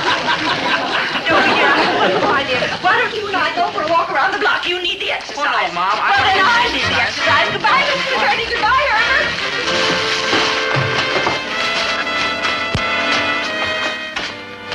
Daddy, I don't intend to wait in the car any longer.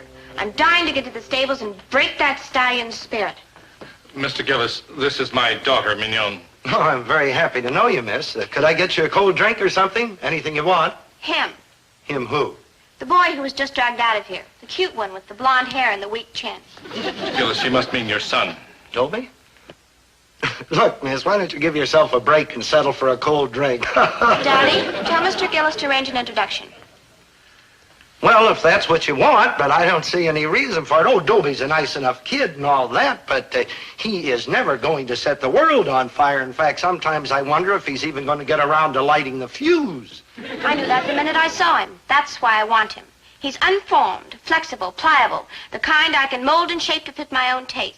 Give me the namby-pambies every time. Namby-pamby?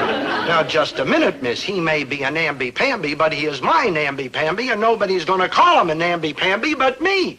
Mr. Gillis, you are, I believe, applying for a loan. That has nothing to do with my son. Has it, Mr. McCurdy? Has it? Yes? Yes. You were saying, miss? I am giving a party Saturday night. Your son will be my date. Have him calling me tomorrow and we will discuss the details. Any questions? No questions. Good. Daddy? You should meet her mother. You mean Dad could really lose that loan on account of what I did? I'm afraid so, dear. Establishing credit at a bank is a very touchy thing. Mom, I really goofed, don't I? I guess I'm just no good. Oh, that's not true, dear. You're a good boy. You're just a little thoughtless. Just a lot thoughtless. I've got to do everything I can to help Dad get the loan for that new truck. Poor Dad, he's so overworked and tired and decrepit and worn out. Dobie, dear, your sentiments do you credit, but you make him sound awfully old. Well, Mom, he's pushing 45. Well, dear, so am I.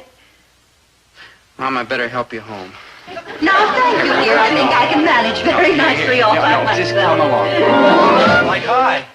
Oh, it's only you, Maynard. Oh, it's only you, Maynard. Every place I go, it's like the story of my life. It's only you, Maynard. Maynard, I didn't mean it that way. Like, how else could you mean it? It's only you, I was Maynard. expecting somebody else. I heard the door open. It wasn't the person I was expecting. Here, have a piece of candy. Sure, Bryce. It was only you, Maynard. No, that's wrong. Maynard, I didn't mean to hurt you. He's still here. Oh, it's only you, Maynard. It's only you, Maynard. Maynard? What did I do? Why, what is it? Dad, I want to talk to you. And I want to talk to you, Dad, boy. I've spent half now, my I know life I've been looking for asking you to excuses do a get out lot of of work, things. and I wouldn't like blame you if you never but asked on me top again. A friendly conversation between father and son? Not on your life. That father's trying to sell his own son. Are you selling your own son? Well, it's a cinch I'm not giving him away. Look, can you blame me for wanting to get in with McCurdy? His daughter walks in this afternoon, gets a look at the kid's kisser and likes it. Why, I'll never know. So I make a date with him for Saturday night, and he is going to keep it. He owes it to his poor old father who supports him, who walked the floor with him when he had the colic, who had braces put on his teeth so they'd come in straight, and who will break every bone in his ungrateful head if he don't help him. Mom's right. I will not sell myself for money. I'm not asking you to. I will do it for you. Oh, I'd like to help, Dad, but you're asking too much. Yes, you are. Wait. Do me one favor. Just go over and see this McCurdy girl tomorrow. Just meet her. Just talk to her. That's all I ask. And then if you don't want to keep the date Saturday night, you don't have to. That sounds fair to me, Dobie. Oh, it is fair. Is it a deal, son? So my father thinks I'm a human sacrifice, huh? Well, I'm not. I mean, I'm human, all right, but if that mignon McCurdy thinks she's going to get me in her clutches, she's got another clutch coming. No, sir, I'm handling everything my way. Remember, Daddy, when he gets here, I'm handling everything my way. Poor fish doesn't have a chance. Papa, here he comes. I'm happy to see he isn't arriving late. He wouldn't dare. Daddy? I'm on my way. Hello, Mr. McCurdy. Come into our parlor, said the spider. Daddy. Oh, Dobie, how good. How very good to see you. Won't you Likewise, sit Miss McCurdy. down? Thank You may you. call me Mignon. Oh, thank you, and you may call me Dobie. I already did. Yo, Now that's tell right. me, Dobie, what are your school ambitions? To get out, if I can. No, dear boy. What I want to know is what subjects do you like best? Oh, none of them. I just want to get out. Good, I'm pleased. You are? You are clay. Clay? Clay. I am the sculptor. I will mold you and form you into the exact image I require. Just a minute. Just a darn The same minute. thing happened with my mother and Daddy. One look at him, and she knew he was the unformed, flexible, pliable type she was searching for. No, just a minute. Daddy, you know Mother has forbidden you to use that chair. The hair oil stains the upholstery. Now, where was I? Out of line.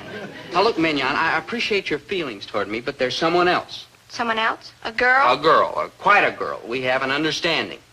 Now, This girl, will she propel you up the ladder of success the way I will? well, Will she forge a solid rock of achievement out of the gooey clay of your mediocrity? Mignon, she loves me, gooey and clay though I am. I'm afraid I'll have to move up the heavy artillery. You can move up anything. Your father has applied to my father for a loan. This loan is needed for a down payment on a truck. Or a fish. This truck is desperately needed to save whatever is left of your father's aching back. This would prolong his careworn life. Am I accurate? Accurate, but completely incorrect. A bank loan happens to be a strictly business proposition between A, the party of the first part, namely the bank, and B, the party of the second part, namely Herbert T. Gillis, my father. All of which matters has nothing to do with you. Has it, Mr. McCurdy? Has it? It has. Now, Mignon, what was it you were saying?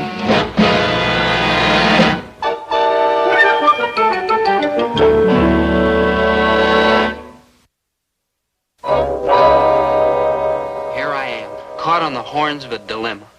Boy, I mean, if there's anything you don't want to get caught on the horns of, a dilemma is it. Decisions, decisions, decisions. Melissa's beautiful and soft. Mignon is beautiful and hard. And my father's, well, what can you say about my father?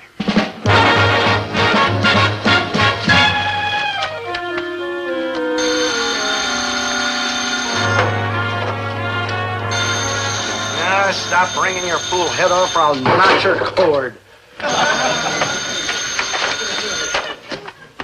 Gillis Groceries. Oh, hello, Ed. No, I was just closing up. Yeah, I gotta stay open late these days to make a buck. Oh, the competition is murdering me. Gotta put in the extra hours if I'm even gonna break even. No, Ed, I haven't been getting down to Legion Hall lately. It's these hours. After all, I'm up in the morning. I gotta be down to the produce market by 5 a.m., pushing that truck of mine half the way.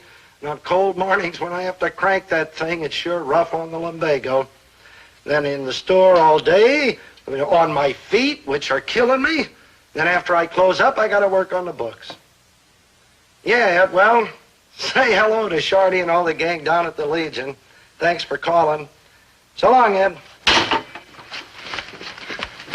Oh, Dad, poor Dad. Keep this around your weary old shoulders, dear old Dad. I'm young. What's the matter with you? Have you slipped a cylinder or something? Dad, I want you to know that Mignon McCurdy's a fine girl, and I'm going out with her Saturday night and every night, as long as she and her new truck... father will have it. Oh, my son. Dad, here, keep warm. Keep warm, Dad. Yeah. I figure that in time I can get used to Mignon. I mean, I can grow kind of a shell, like an armadillo, or like her father. But Melissa, how am I going to tell her that we're through? Sweet, sensitive Melissa. I'll try to break it to her gently. Yes, Dobie? Yes, my soulmate? I can't do it. Chocolate egg foo young sundae with double whipped cream. Oh, Dobie, darling, that's just what I wanted. Oh, you're so gentle and so sweet and so understanding. So yellow. Well, what could I do? How else can you treat a girl who looks on you as some sort of Eagle Scout with 135 merit badges? Nope, I'm not going to do it. I'd rather do anything rather than hurt that sweet, sensitive Melissa. Mignon, you're not going to like this, but there's something I got to tell you. Before you do, how's your father's back? My father's back? His sore back, you know, from pushing that old truck around and waiting for his loan. That back, yeah. yes. Now, what were you going to tell me? I forgot. You forgot. Uh-huh. Okay. Cut. No, so long. You know, I haven't quite broken that stallion yet, but it won't be long now. I'll bet it won't. All right, okay, I give up. So poor, sweet, sensitive Melissa will just have to suffer and lose the man of her dreams. Wait, what if it turns out that I wasn't the man of her dreams? What if she found out that under this sweet, gentle exterior, there beats a cruel, mean interior? Yeah, cruel and mean. I mean, I just pretend to be that way. Actually, my interior is just as sweet and gentle as my exterior. Maybe even more so. I'll do it. It's the only way. Either that or for the rest of my life, I'll have my father's aching back on my aching back. It's like, hi, Melissa. I'm waiting for Dobie, too. You see, he's my good buddy. And when you got a good buddy like old Dobe, just meeting him and saying, like, hiya, good buddy, makes you feel big and important. Oh, here he is. Like, hiya, good buddy. It's only you. It's only you, Maynard. It's only... Dobe, good buddy, you didn't mean it like that, did you, huh? I meant it just the way it sounded. It's only you, Maynard, you unwashed beatnik. Now get out of here. I'm sick of that sloppy sweatshirt. It's only you, Maynard. Say like you didn't mean it, huh, buddy? I said it and I meant it. Where's the money I loaned you? I haven't had a chance about it. Stop with the excuses. Just cough up what you owe me or your father's going to hear about it. Or is he a deadbeat, too? It's only you, Maynard. It's only you. Only you, Maynard. What'll you have? With that, Dobie, my sweet. Oh, not again. Can't you think of anything more original than the same old junk day after day, week after week? Dobie, my sweet. And stop calling me Dobie, my sweet. You're like a broken record. Always the same words, the same food, the same expression on your face. Oh, Dobie. Hi, kid. It's Mr. Kid to you. Huh? How can you talk to poor Mrs. Tarantino that way? Remember, she's got trouble. Troubles? Well, you hear what happened since last time. The bank foreclosed on our mortgage. 2 fellas came in the house and put wheels under my husband's cast and rolled him right out of the house. I spent the whole night on the sidewalk. Oh, gee, that's terrible. Well, you certainly can't blame me or the bank. Pay your bills on time or join Maynard's club. What's going on?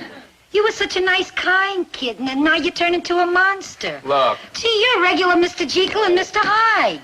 Call the manager. No flunky talks to me like that. Call the manager, you hear? Dobie Gillis, I never want to see you again as long as I live. Oh, I thought you were so sweet and gentle and sensitive and... Oh, but that's only your exterior. Well, your interior is cruel and... Mean. And mean. Goodbye forever. Or even longer. And that goes for me, too, Ripper. Give me those extra glasses of water. I'm not really...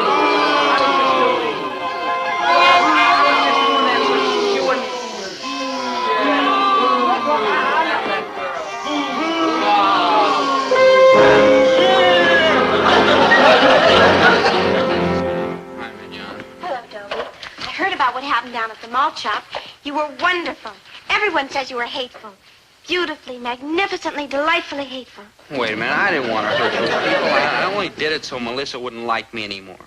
But Maynard's my friend, and Melissa's a sweet, sensitive, artistic girl, and Mrs. Tarantino's a nice lady who has to work hard for a living. Her husband's in a cast on wheels on the sidewalk somewhere. Dobie, good guys finish last. You've got to be hard and tough. Grab what you want. Oh, I can see you now. Stampeding stockholders, closing down on mortgages. Oh, Dobie, you'll be the man I've always wanted. I'll tell Daddy to put through your father's loan at once. No. What do you mean, no? Negative, no. What about that old beat-up truck and your poor father's lumbago? You keep your hands off my poor father's lumbago. Dobie, man, did you stop talking back to me that way? No. No? Negative, no, Minya. No, I want my father to have that new truck, but not this way. No, I'll get up at 5 o'clock in the morning and go down to the produce market myself. I'll work, I'll slave, but I'm not kicking my friends in the teeth when their backs are turned. Be careful, or you won't even get second portions at the poorhouse.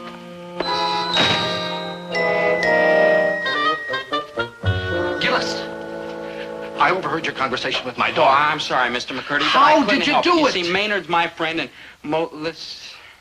how'd I do it? Yes, how did you talk back to her like that? I've been wanting to do that to her mother for years, but tell me, my boy, tell me. You start off by saying no, and no. Try it. No.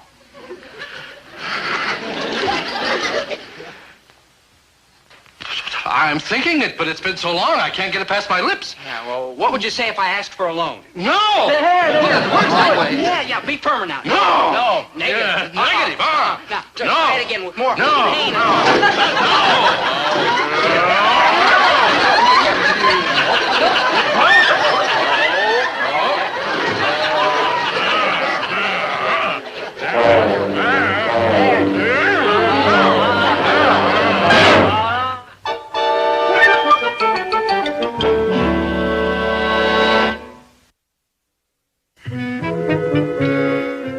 took a lot of untangling to untangle this tangled web, but it worked out pretty well. Mr. McCurdy learned to say no to his daughter, and then he learned to say no to his wife, and now he's out at the stable trying to say no to a wild stallion. And I'm hoping he'll say yes to my father's loan. But the important thing is that I straightened everything out with my old buddy, Maynard G. Krebs. Oh, here he comes. Now watch this. I'm going to have a little fun with him. Hi, good buddy. Maynard, it's only you. Oh, Maynard, only you. Maynard, it's just a joke. I'll get a kick out of it if I said, Maynard, it's only you. It's only you. Look, I was just kidding. Maynard.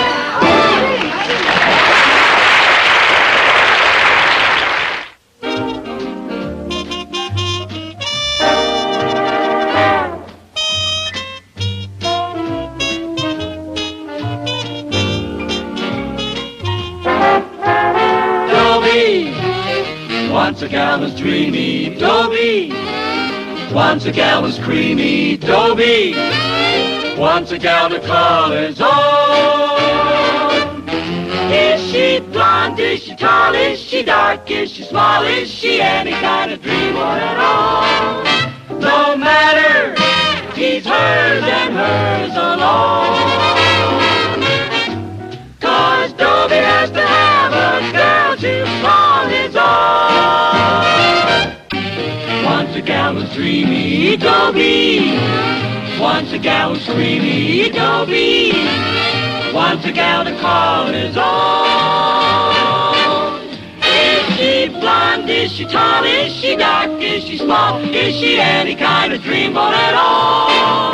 No matter, he's hers and hers alone. Dobie. Look at me. 17 and a half years old, and my parents think I'm still an infant. Boy, wouldn't that bug you? I mean, here I am, treated like a baby when I've been shaving for a year already. Sometimes I even use a blade and a razor. The awful thing is, it's only human beings who refuse to admit it when their children grow up. Take any other animal. Take kangaroo parents. When their little beast can take care of himself, away he hops. But people parents, they hang on to their little beast till they're past 20, clear into middle age. It's contrary to nature. I mean, you show me one kangaroo who's 17 and a half and still hacking around the pouch. So where are you going to get another pouch with 6 meals a day and a loaded refrigerator built in?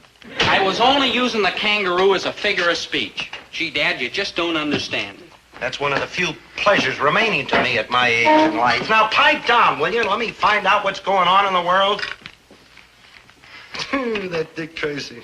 On Sunday, when he's in color, he always wears a green hat and a yellow overcoat. All I'm trying to say is that coming home last night at 11:45, when I was supposed to be home at 10:30, is not the greatest crime since the St. Valentine's Day Massacre. Say, give me some more of that, will you, Winnie? You know, you scramble a mean egg.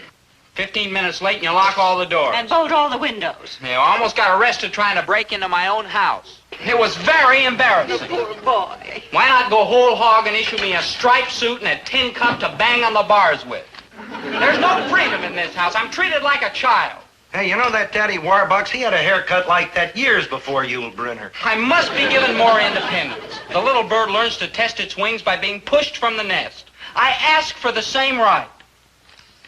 If nobody pushes you, promise me one thing. You'll jump? Herbert, that's no way to talk to Dobie. You know how sensitive he is. There, darling. Everything will be all right. Stop that, Mom. Don't you see? You're treating me like a child, too. I don't want you to take care of things for me. I don't want you to protect me.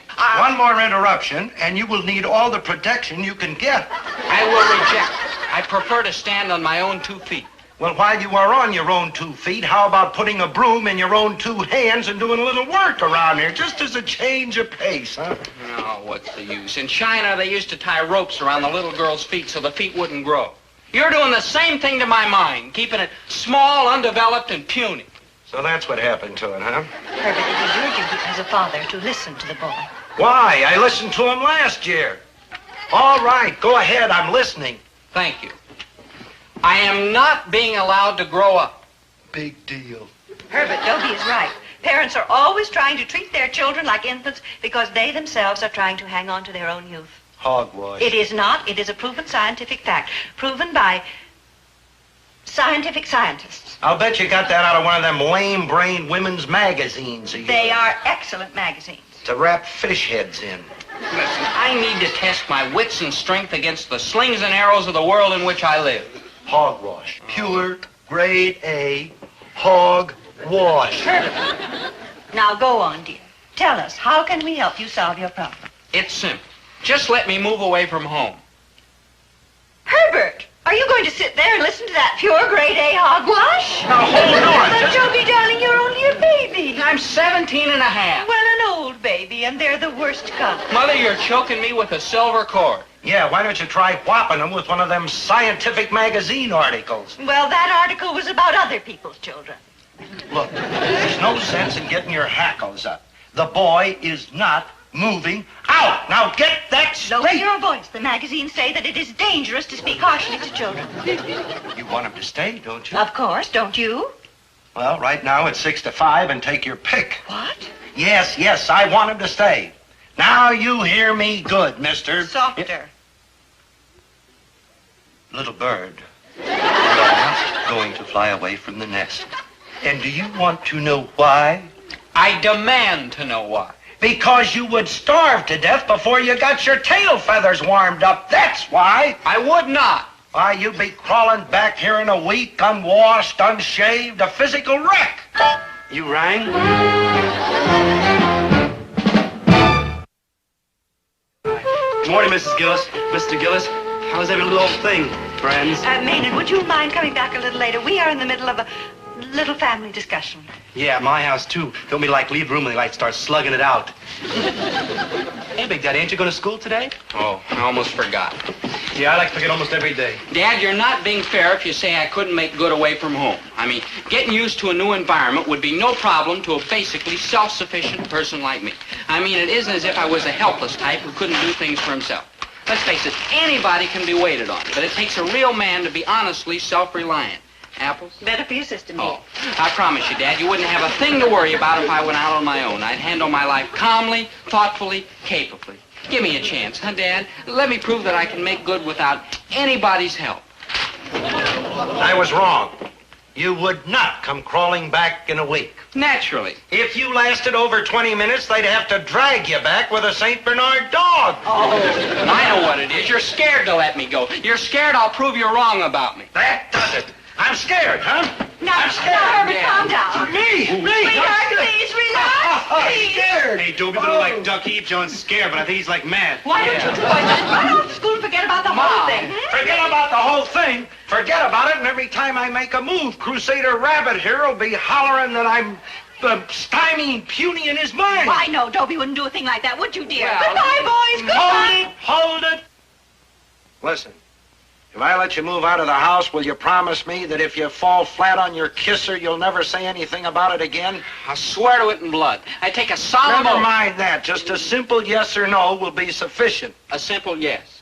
Herbert, are you out of your mind sending this inexperienced child out into the hard, cold world? I think it's the hard, cold world we ought to worry about. It's heartless. Listen, I know what I'm doing. Let him get it out of his system. Why, when I was a kid, one time I decided I wanted to go to sea. So I kept nudging my dad, let me go to sea, let me go to sea. So finally he took me down to a friend of his that worked on the Staten Island ferry, and they started me riding that crummy boat. Back and forth all day long. And the next day, I must have crossed that harbor 600 times. And it cured you? Well, let's put it this way. I never bugged my old man about going to sea again, and to this day I get a funny feeling in my stomach if I get a good sniff of a bundle of wet wash. Well, if it would really cure him. Believe me, Winnie, it'll do the trick. You really think so? On my word, as a gentleman and a grocer, it's the only way. My little man. You mean I can go? You're a good man, Mr. Gillis. You too, Mrs. Gillis. My little boy. Mom. Son, be careful. I'm like all misty. Look, you've nagged yourself into getting this chance, but remember this. If I find out you're botching things up, I'm dragging you home, and you better never open your yap again. Yes, sir. I promise. But if I make good? Well, then I won't open my yap. Man, like that I gotta see. You're on your way out. Like, bye. Yeah, Mom? Botch things up, please. Gee, Mom and Dad, you've been like Like a mother and father to me. Hi, Big Daddy. Oh, hello, Maynard. Hey, what you got there? The classified ads. Oh. You know what classified ads are, don't you? Sure. Ads. That's right. They're classified. Right. Dope? Yeah? What are classified ads? Maynard. Oh, I can read the words all right, but man, like I don't dig the arrangement. Young man, late model convert, radio, heater, WW tires, power throughout. Looking for young lady with gas credit card. Objective. Honeymoon in Las Vegas. Man, if it's a beat there, Daddy, oh, it like lost me. Maynard, that's a Lonely Hearts ad. A fella's trying to find a... Oh, never mind. That's not what I'm interested in anyhow. I'm trying to find a place to live. Yeah, the pad ads. Hey, Doe, when are you going over the wall? As soon as I can find something I can afford. And it's very discouraging. They want at least $40 a month for anything worth moving into. All I've got is an advance on next month's allowance, $27.50. $27.50? Man, I thought getting even $10 out of your father was like tougher than wringing blood out of a termite. Turnip. Yeah, turnip. Yeah, the old brain did it, Maynard. I showed him how much money he was going to save when I moved out of the house, and Mom made him give me the difference. After he got through crying, he was very nice. Good thinking. Yeah. The uppercut to the wallet gets him every time. Yeah, take food. You see, I eat anywhere from... 3 to 8 meals a day. plus snacks in between and extras on weekends, every day of the month. Ooh, that's like 10 or 12 bucks shot right there. Yeah, and I won't be using the telephone. Look what that'll save. A fistful. Yeah, and electricity for my room and for the television. Wow, that's a wad, at least $3. Yeah, laundry and hot water for baths and shaving and like that, you see. And there you left me. It's a monumental piece of strategy. But I still don't have enough dough. I don't... Wait. Maynard, have you still got those hubcaps, you know, the ones you bought with the money your grandmother sent you for Christmas? Sure, I'm holding them to like buy a car that matches. Maynard, how would you like to sell those hubcaps and win a free soaring independent soul? Oh, crazy. Where do I go to get one? No. How would you like to be my roommate? Roommate? We'll have a ball. Nobody to tell us when to go to bed, when to get up. Real progressive. Yeah, no orders, no childish regulations, no harping parents. I'm getting the message. Yeah, with the money you'll get for the hubcaps, plus my money, we can rent ourselves a real high-class bachelor apartment and have plenty left over to live on. Pie in the skies, Yeah, we'll be men, not boys. People, not puppets. Well, what do you say, Maynard? Roommate. Roommate. Yeah, oh, man. what a time we'll have. No, hold it. Hmm? You sure you can do it? Huh? I mean, maybe your father won't let you move away from home. You saw the hassle I had with mine. Oh, he'll let me go. How do you know? Well, I told him you was going to do it. So? So, like, who do you think sent me over here to find you? Oh. Even, like, slipped me $10 to, like, push things along. Oh. Roommate!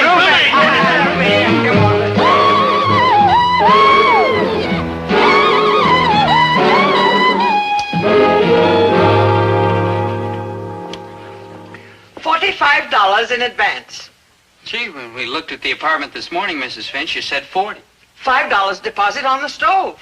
Stove? Who could steal a stove? It weighs like a ton. The last tenant did. $45. You may as well give me the other $7.50 while you're at it. Other $7.50? Deposit on the linens. There aren't any linens in the apartment.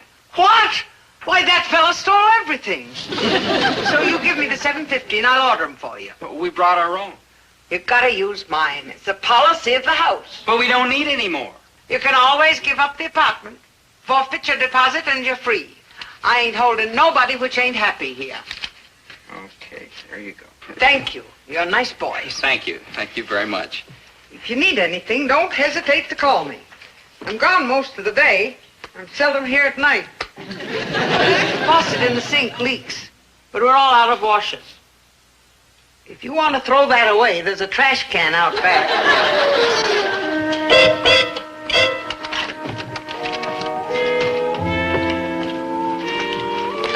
Well, here we are. Yeah. Yeah. Sure. Nice place. Very homey. Yeah, homey. Yeah. Maynard, I'll take that closet. Ooh, I'll take that big closet there and hang up my shirts and slacks. Maynard, that's not a closet. It's a Murphy bed. Yeah? Yeah, push on it.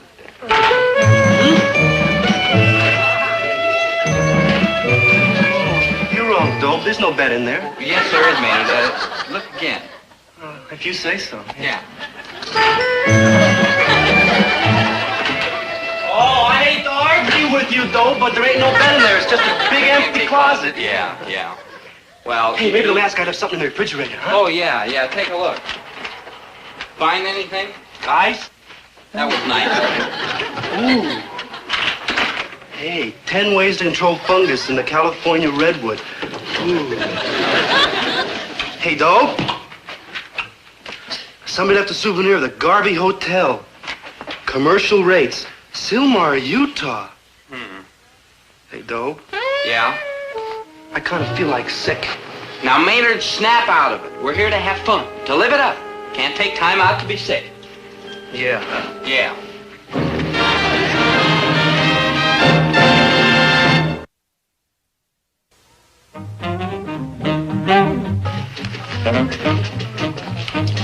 Maynard? Maynard? Maynard! What time is it? I think Thursday. No, I mean the hour. Oh, it's probably like around 11. That top layer dish in the sink looks like dinner. Well, that doesn't prove a thing. Yesterday we had lunch at midnight. Yeah. Hey, go take a swim of like scrounges for tomorrow's breakfast. Oh? Well, what did you... this... An economy gallon tin of popcorn? The cat in the store said it was filling. And, man, we gotta like watch them greenbacks. We're running to the shorts. Maynard, we haven't even been here a week. How can we be running low on money? Maynard, do you have to do that? Do what, good buddy? All that squirming and snapping and wiggling. Man, I gotta do it. I mean, how is the music gonna know that I care? Well, will you stop once in a while? You mean kick it? To be perfectly frank with you, Maynard, it's getting on my nerves. You never said nothing before. Well, it was different before. I mean, when I got sick of you before, I could go home and get rid of you for a while. Yeah, I know what you mean. That was before, but now when I go home to get rid of you, what happens? You're home, too. Kind of spooky, huh? Yeah, I get the same feeling. You do? Yeah, I get pretty sick of you two sometimes. In fact, pretty often. Nothing personally, understand. I understand. It's like notice how all the time you're waving your hands around in the air when you talk. Maynard, that's ridiculous. Yeah, man, it's driving me wig. Well, maybe so, but how about the way you snore? Well, you grunt. You keep rubbing the back of your neck. You're always talking poetry and big words you don't even understand. You're always using words that nobody understands. Well, you're always... You know something, Dobe? What? You like hate each other. I know. Nothing personal? No, nothing personal. Maynard, what do you feel like doing the rest of the night? I don't know. What do you feel like doing? I don't know. We could hike over to the malt shop. Well, we can't do that, man. It's like too late. Well, who's to stop us? Yeah, that's right. Sure. Come on, let's go. We'll have a ball. Sure. Yeah.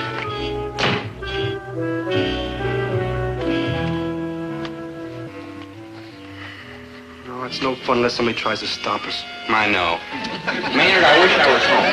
Who doesn't? Well, we're not going to give up. We're holding out till the bitter end. We are? We are. Yeah.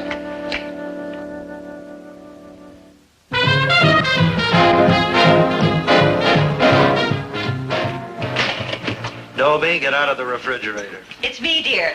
Dobie's the one with the crew cut. You miss him, don't you? Miss who? Dobie? Dobie who? Oh, sweetheart. Many's the time I watched you walk the floor with him when he was a baby and had the colic. You can't fool me. You miss him terribly. What, miss him? I'm just fed up with him, that's all. But why, dear? You gave him permission to move out. Yeah, look how he's abusing that permission. He doesn't call, he doesn't write. We don't know whether he's dead or alive. Why, his own mother could be on her deathbed, dying, calling for him. Well, ain't it the truth? Everything that you say is true, dear, except you're forgetting one little item. What's that? He's only been gone 3 days. Well, it's the principle of the thing. After all, we brought him into the world. He owes us something. Herbert. Well, he could at least call. Herbert? A little simple courtesy is all I ask. Herbert. What? Admit it. You miss him. I miss him. Well, if it's any comfort to you, darling, I can assure you that he's all right. Oh, did you see him? No, but I went over there yesterday and I talked to his landlady. Well, what'd she say? What'd she say? Well, they're fine. They're a little ill-housed, ill-clothed, and ill-fed, but they're fine. Well, that's a relief. The landlady wasn't there when I was over there. Why, you sweet. The only way I could check on them was by inspecting their rubbish. Herbert, you didn't. Oh, you can learn a lot about people from inspecting their rubbish. Did you know that it is possible for 2 male human beings to live on Ice cream, lemon meringue pie, chocolate syrup, and popcorn. There wasn't a single soap wrapper in the entire trash can. We know that they're alive, eating, and unwashed. Yeah, but for how long? You know, I ought to go over there and drag those two idiots back. No, Herbert, you can't humiliate Dobie by making him come home before he's had a chance to really prove himself. Well, it's a matter of humiliation or malnutrition. Oh, I'll give them a couple more days, and then they'll come crawling back here. But Dobie has a right to make his own mistakes. Yeah, but he makes such big ones, so I gotta kill that old man. That poor boy.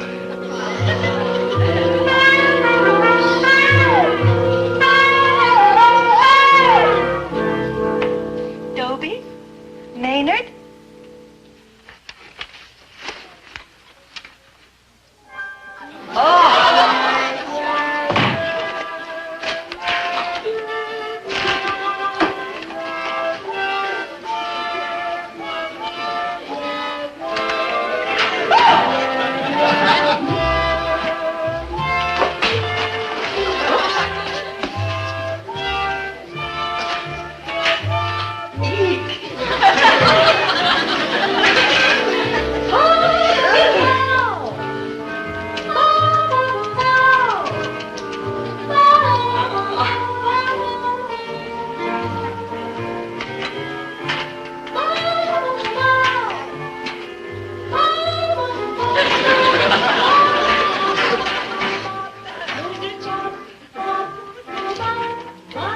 Ways to control fungus in the California redwood?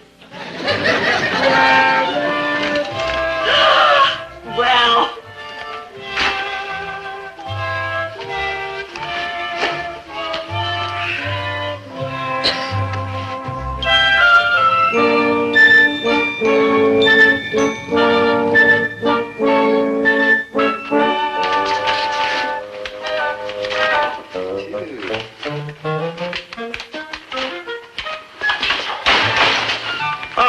Where you been? Out? I know where you've been. You've been over to see Dobie. Oh, you think I've been to see Dobie, eh? Come on now, admit it. You went to see Dobie. All right, I admit it. I went to see Dobie. No, you didn't. You've been downtown spending a lot of money. That's where you've been. Oh, I have? You sure have. Well, I fight you, Herbert. You are too shrewd. You're darn right. You got to get up mighty early in the morning to put anything over on Herbert T. Gillis. Oh, come on now, Winnie. Where have you really been? Hey, Doe, why didn't we grab these vittles at your father's store instead of tracking halfway across town? Are you kidding? I'd die if he ever found out we're living on beans and day-old bread.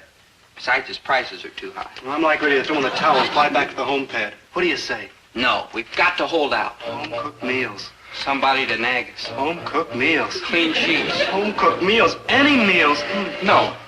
No, stop the siren song. If we admit defeat now, I'll never be able to look my father in the eye again. Like, why would you want to? Maynard, it's a matter of pride. A man has to... Hey, Dobie! I've been looking all over for you.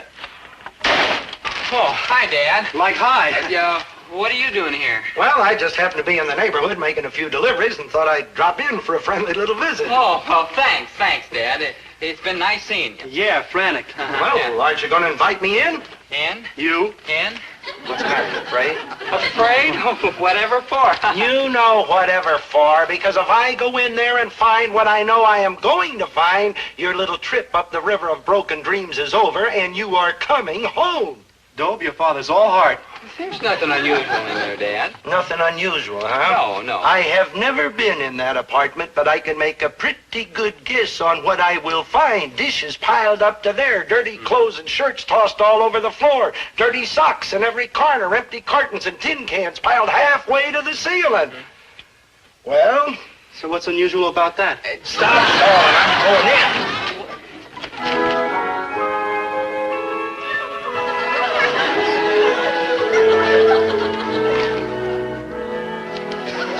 Amazing. It's amazing. Yeah. Like what? Shirts, clothes, clean, neat, hanging up. Naturally. What do you think, we're like sloppy or something? We throw all the dirty stuff in the laundry bag. Yeah, but who cleans them? It's like home. You throw it in dirty, it comes out clean. Yeah. It's full of food. It is? Oh, it is. Yeah. Sure, look, it's an icebox without food. Yeah. Son? Now, Dad, look. I owe you an apology. What? You said you'd make good on your own, and you did. Oh, Dad, it was nothing. You've proven your point. You're a man. You come home now, and we'll treat you like one. Well... Son, that is, well, your mother misses you. I don't know. We're getting kind of used to it here. You can have all the freedom you want. I don't know, Dad. Here I'm my own boss. You can be your own boss at home. Honest, I give you my word. Well... Look, you're an adult now. Come on home and we'll treat you like an adult, I promise you. Well, okay, I guess so. Yeah, getting like all misty again.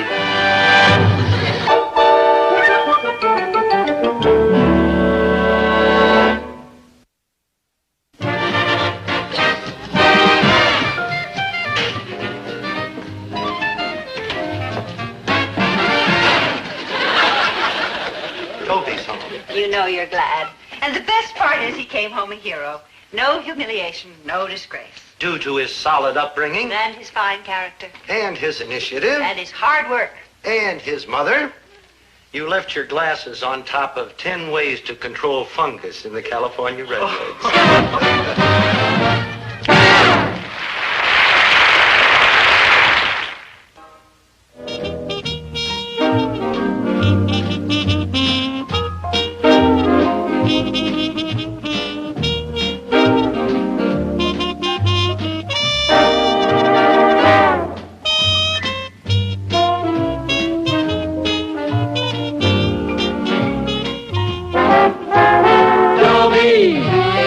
Once a gal was dreamy, Dobie.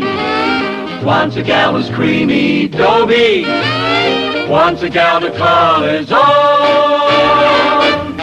Is she blonde? Is she tall? Is she dark? Is she small? Is she any kind of dreamboat at all? No matter, he's hers and hers alone. 'Cause Dobie has to have a girl to call his own.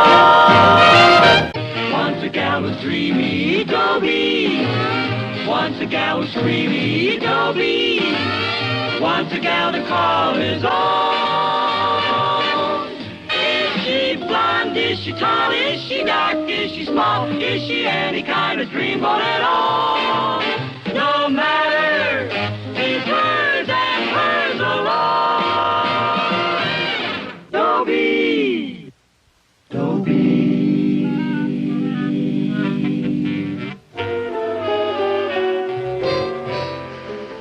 My name's Dobie Gillis. I'll tell you what I love. A girl named Thalia Menninger. I'll tell you what Thalia Menninger loves. Money. Here, I'll show you. Hi, Dobie. Thalia, my love, my sweet, my affinity. I'm busy, Dobie. What'd you ask me here for? Thalia, my darling. You know I love you more than life itself. I worship the ground you walk on. Dobie, are you getting ready to ask me to go to the picnic at Cedar Lake Saturday? Yeah. Can you get your father's car? Well, I don't know for Harley sure. Milcloss has asked me. Harley Milcloss? Well, he's only 15 and a half years old. Yes, and his father's car is only 1.5 years old. Okay, I'll get my father to let me have the car. And I presume promise. that I can take any of my friends I may care to invite? Well, I was hoping you and we could just... Okay, I know. Harley Milcloss. All right. Any of your friends you want to invite. Good. Here they are. You got a list? Miriam Buckhantz, Hazel Cederman, Dotsy, Lovey Coleman, Hilda Beasley.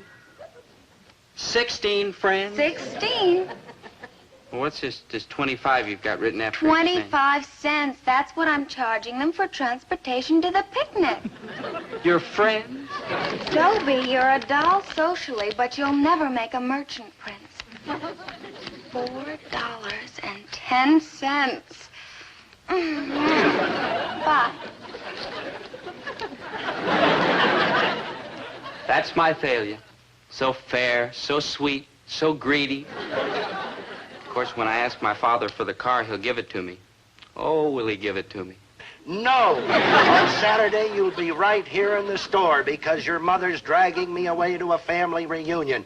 And if I'm going to be miserable, you're going to be miserable. But that still doesn't make us even because I'll be doubly miserable. Me there and knowing that you're here. Leaving you in charge of this store may prove to be one of the major errors in the history of retailing. But here you'll stay. Saturday. All day. That's what my life is like. Disaster piled on calamity. Misfortune heaped on catastrophe. How am I going to tell Thalia I can't take her to the picnic? I've asked her to meet me here this afternoon, and I don't look forward to it. Now what? Thalia, my love, my understanding heart. You can't go to the picnic. Well, there goes $4.10. Thalia, my love, somehow I hoped you'd understand. Listen, even if you can't go, you could let me have your father's car. Thalia, you can't even drive. Hey, I'll give you half my take, $2.05. You know I can't. Look, don't make me refuse you anything more. I'm crushed already. Folks are going out of town, and I have to take care of the store. The store! Bitter ashes! And after the day I had planned for us. Oh, I know. You and me beneath the bough, and a lot of sandwiches, and a jug of cream soda, and wow. Yeah. You can't go because you have to take care of the store. All by yourself?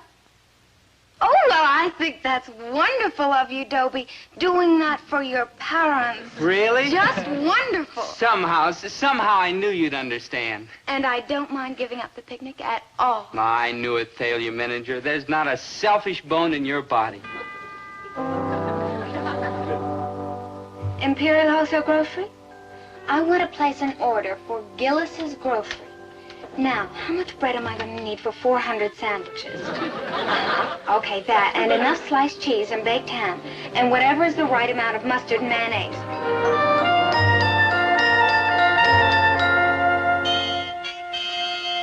And furthermore, if just one little thing goes wrong, what am I saying? If... Now, Herbert, stop that. Have you got the tickets? Oh, I got the tickets. It's my mind I haven't got. That's it. I've lost my mind. I'm a kook.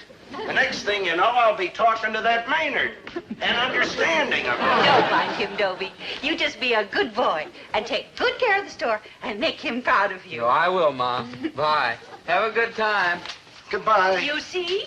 I told you when it came time to saying goodbye to Dobie, you'd show how you really feel. Dobie, I'm saying goodbye to the store. Hi, Mr. Gillis. Like... Hey, rise and swing, man. The AM's a gasser. Come on, Dobie, we're late for school. Late? Maynard, this is Saturday. How about that? Why so surprised? Happens to you every week. Yeah. Okay. Thalia! Hi. Thalia, is it really you, my love? What are you doing here, dear heart? Well, I've come to help, of course. My darling, I said it yesterday and I'll say it again. Sign There's here, not a please. selfish bone in your body. The man wants you to sign. Yeah. The world has said you're cold, hard, grasping Thalia Mininger, but the world doesn't know you as I do. Thalia? Candy with mustard and mayonnaise?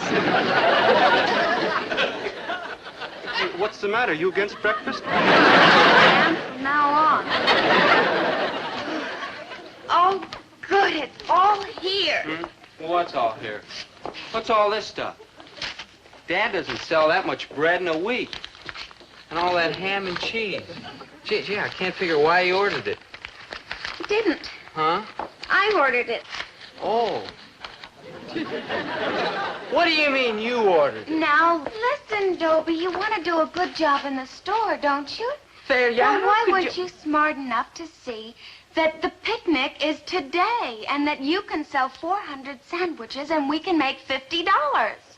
400 sandwiches? $46? You ordered $46 worth of stuff on my father's bill and I signed for it? He'll skin me alive. Oh, Dobie, just think how proud he'll be when you sell 400 sandwiches. Oh, well, what if we don't sell 400 sandwiches? Well, if we only sell 300, at a quarter apiece, that's practically $50 profit. And I'm taking you in as an equal partner. How else can you get rid of the food? Well, I could send it back. Well, look at it this way, then. If you do send it back, I'll never speak to you again. Exactly. Now, we've got 400 sandwiches to make and $50. Yeah, boy, it's 50 bucks right. profit. Yeah, come on, let's get started.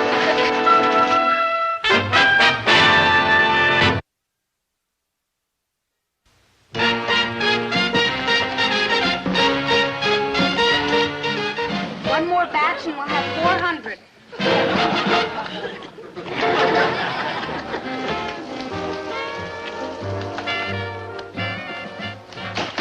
Hey, man, do something about that cat. He's got a lousy beat. Yeah, just one moment, sir. One moment, nothing. I'm in a hurry. A box of ginger snaps and a large can of sardines. Yes. Ginger snaps and sardines. Oh, cool. My wife likes them, and she likes the kind of sardines in mustard sauce. Yeah, 97 cents, sir. Oh, thank you. Never mind, I'll put them right in here. Oh, okay. Come on, we're almost finished. Man, did you dig that wild outfit that cat was wearing? Yeah, I haven't seen a slicker like that since... Slicker. Slicker!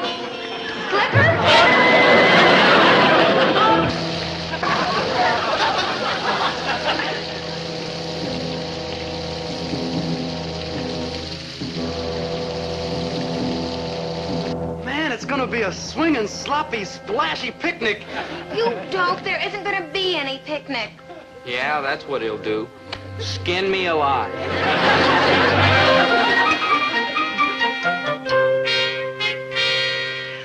Oh, now, isn't this wonderful? You can get yourself a nice 2-day rest. Rest? I could get more rest in a malted milk mixer. And those relatives of yours, it's like being trapped in a violent ward. Sure, but they'll hear you. Family reunion. Just what I need. Just like I need a wart on the end of my nose. Hey, sis! Put her down. If you break something on her, I gotta pay. Well, what do you know, laughing boy. Laughing boy. I think I better get these things unpacked. Well, you before the can't do it, wrinkles set sis. in. This is the boys' dorm. All the women folk are bunking upstairs. Hey, what do you mean? Now, quiet, in-law. Hey, he's getting to be a regular tiger. You know, I think I'm beginning to see what there was you saw in him. What do you mean the women folk are bunking? Well, there ain't enough bedrooms to go around if we play cozy couples. So the women are bunking upstairs and Herb and I are in here. And no tippy-toeing in the hallway. Me and you? And Ed and Louie and Joe and... Oh, hey, the champ. You haven't met him yet. Well, here he is. 1980 All-American and then heavyweight champion of the world. Give your Aunt Winnie a kiss. Okay, champ, run along. What's his name? Well, Wilford Jr., what else? What a kid. Just a chip off the old block. And how's yours? Dobie? Oh, Dobie's wonderful. So tall and handsome. And... Herbert, I don't mind telling you that we all understand why you couldn't come to these reunions in previous years. Understand and are sympathetic. Are you talking about Dobie? Oh, what the dickens, Herb? It's all in the family. Are you talking about Dobie? The one with the 2 left feet. 2 left feet. 3 left feet. Who'd you leave him with? Got a good keeper? I'll have you know I didn't leave him with anybody. I left him with the store. That boy is sharp as a tack. And what a worker. Why, he'll take better care of that store than I would. Well, maybe so. But that doesn't prove he isn't an idiot. Him calling Dobie an idiot. Well, you're always calling him an idiot. Well, he is an idiot. But by George, he's my idiot. He's in my store. In my store. Where's the phone?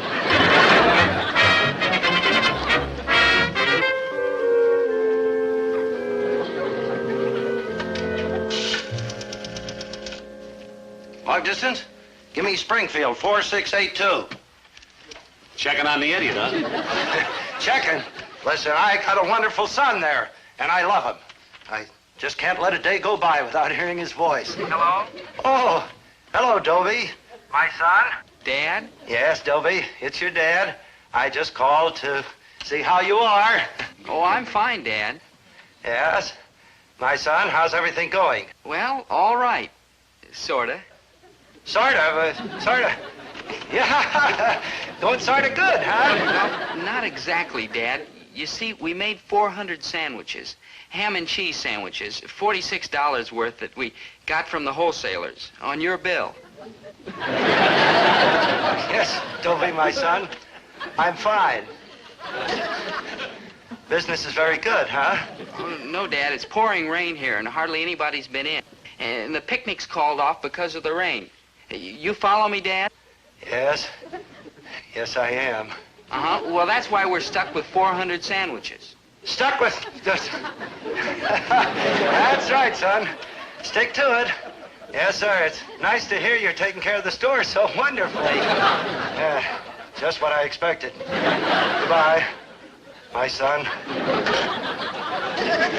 Well, guess you've got to get unpacked yet, huh?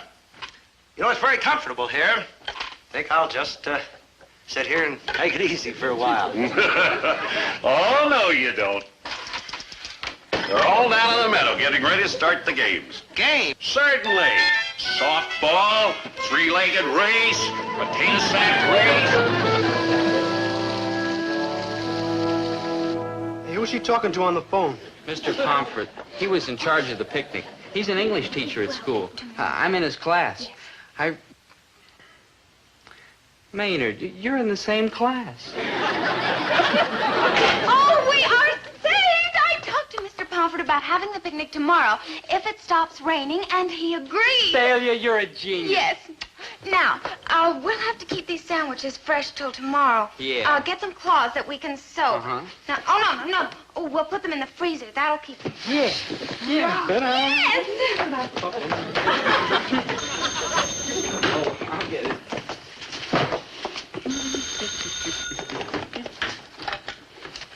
Gillis Grocery. Dobie? Checking up again, huh? Just love the sound of the boy's voice. Yeah, well, come on, you bet. Hi, Dobie. I'm glad to hear that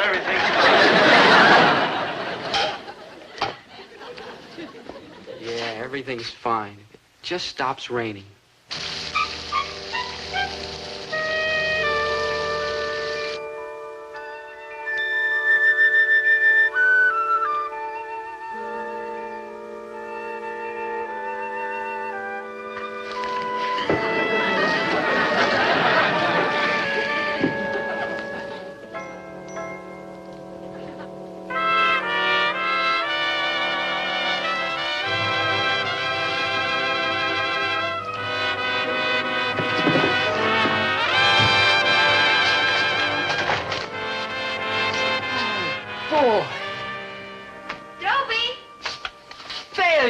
Thalia, isn't it wonderful? My skin is saved. Yes, and my bank account is saved, too. Maynard? Hey, man, this lower makes a crazy pad. Maynard, the sun's shining. The picnic's on. Yes, let's get the sandwiches ready. Yeah.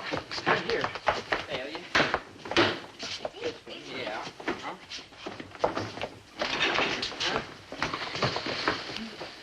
Dobie?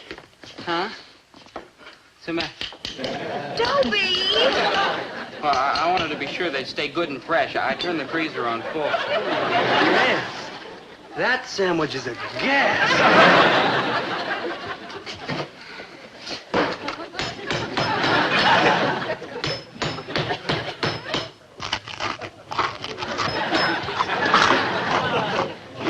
Oh, cool.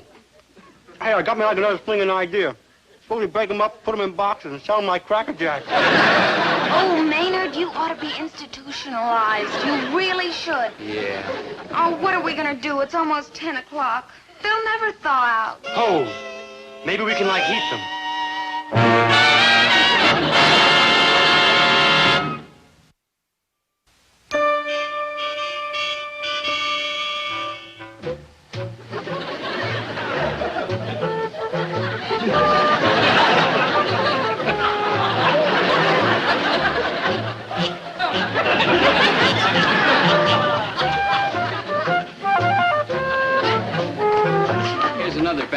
off the stove. But we can...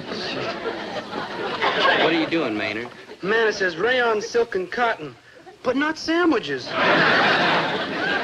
Go watch that carton you put in the oven. Well, we can give them their choice. Frozen, toasted, or burned. Yeah, I figure I better not leave the next batch in the oven quite so long.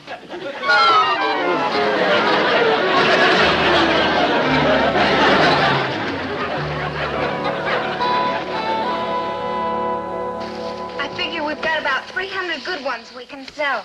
That's $150 if we can get them there on time. Well, we're practically finished. We're closed Sunday.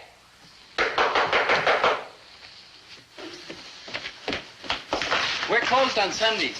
I asked you for ginger snaps and sardines with mustard. You gave me chocolate chip cookies and sardines without mustard. Oh, yeah. So sorry about that, sir. Yeah. Here you are, sir. All paid for. Thank you very much, and I'm terribly sorry. Gee, I hope he doesn't tell Dad. He was really teed off. Well, what can you expect from a character who wears a slicker on a day like this?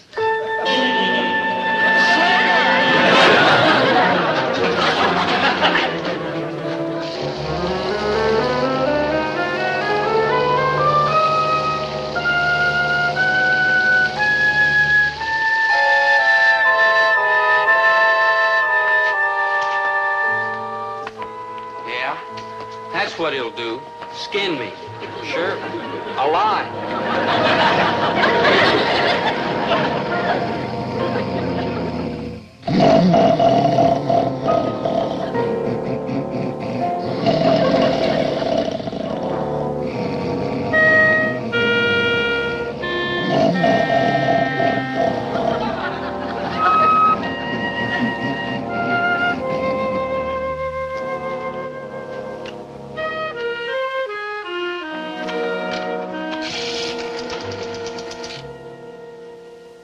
Long distance.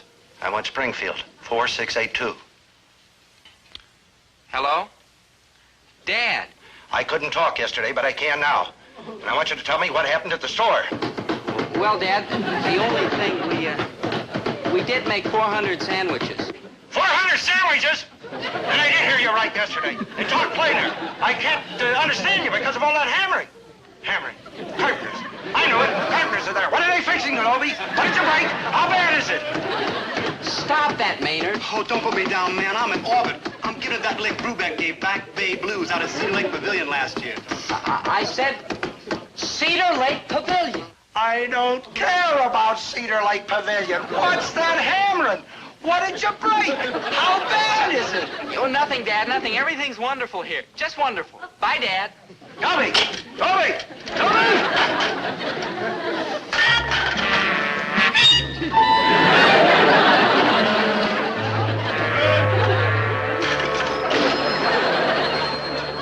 I gotta kill that boy. I just gotta. Idea, Dobie, what? Maybe I can talk him into letting us have the picnic indoors in Cedar Lake Pavilion. The pavilion is closed Sunday. Cedar Lake Pavilion, we're closed today. I know, but listen, you gotta listen to me. I represent 200 unfortunate, underprivileged high school students, and we were gonna have a picnic out there today in the picnic grounds. And it's raining, and we were wondering if we could have the picnic inside your pavilion. Did you say 200 students? Yes, sir, I know you're closed, but, sir, couldn't you find it in your heart to open up the pavilion? Sure, I'll be glad to open up for 200 people. Oh, thank you, sir. You're a real human being. Well, what'd he say? What'd he say? I talked him into it. Oh, my merchant My prince. skin is saved. Joe, call Mr. Pomfret. Tell him we can have the picnic inside the pavilion. Come on, Maynard. Let's start loading this stuff in the car.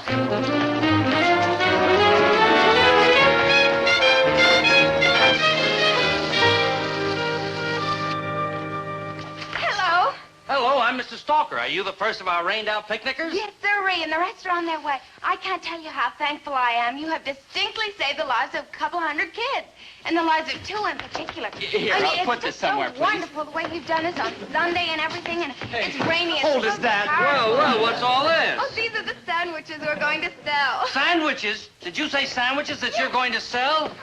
Well, wait a minute. Right back. Hey, don't swing at the goodies, Daddy-o. Here. Stop!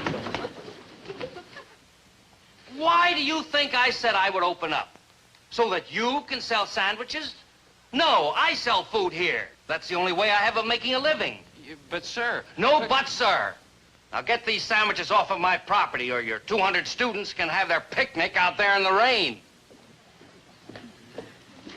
Yes, sir. That's what Dad's gonna do to me. Alive.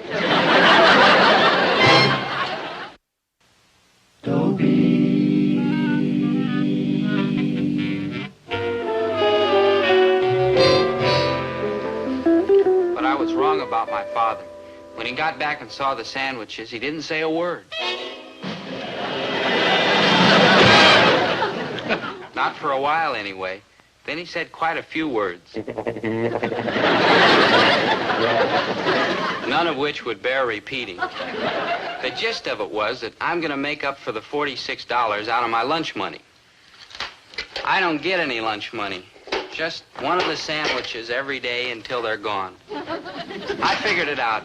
I'm going to have ham and cheese sandwiches for lunch for the next 4.5 years. Already I'm getting awful sick of ham and cheese. Hey, Maynard, want to trade for one of the ham and cheeses? Crazy, Dad. Oh, you ruined it, man. Why'd you thaw it out?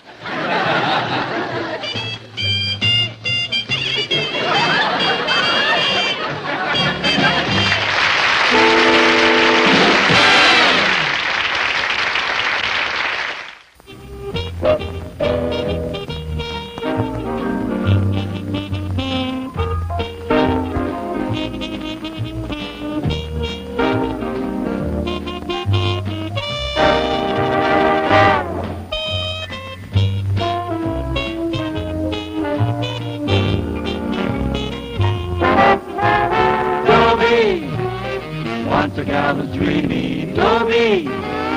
Once a gal was creamy, Dobie. Once a gal to call his own. Is she blonde? Is she tall? Is she dark? Is she small? Is she any kind?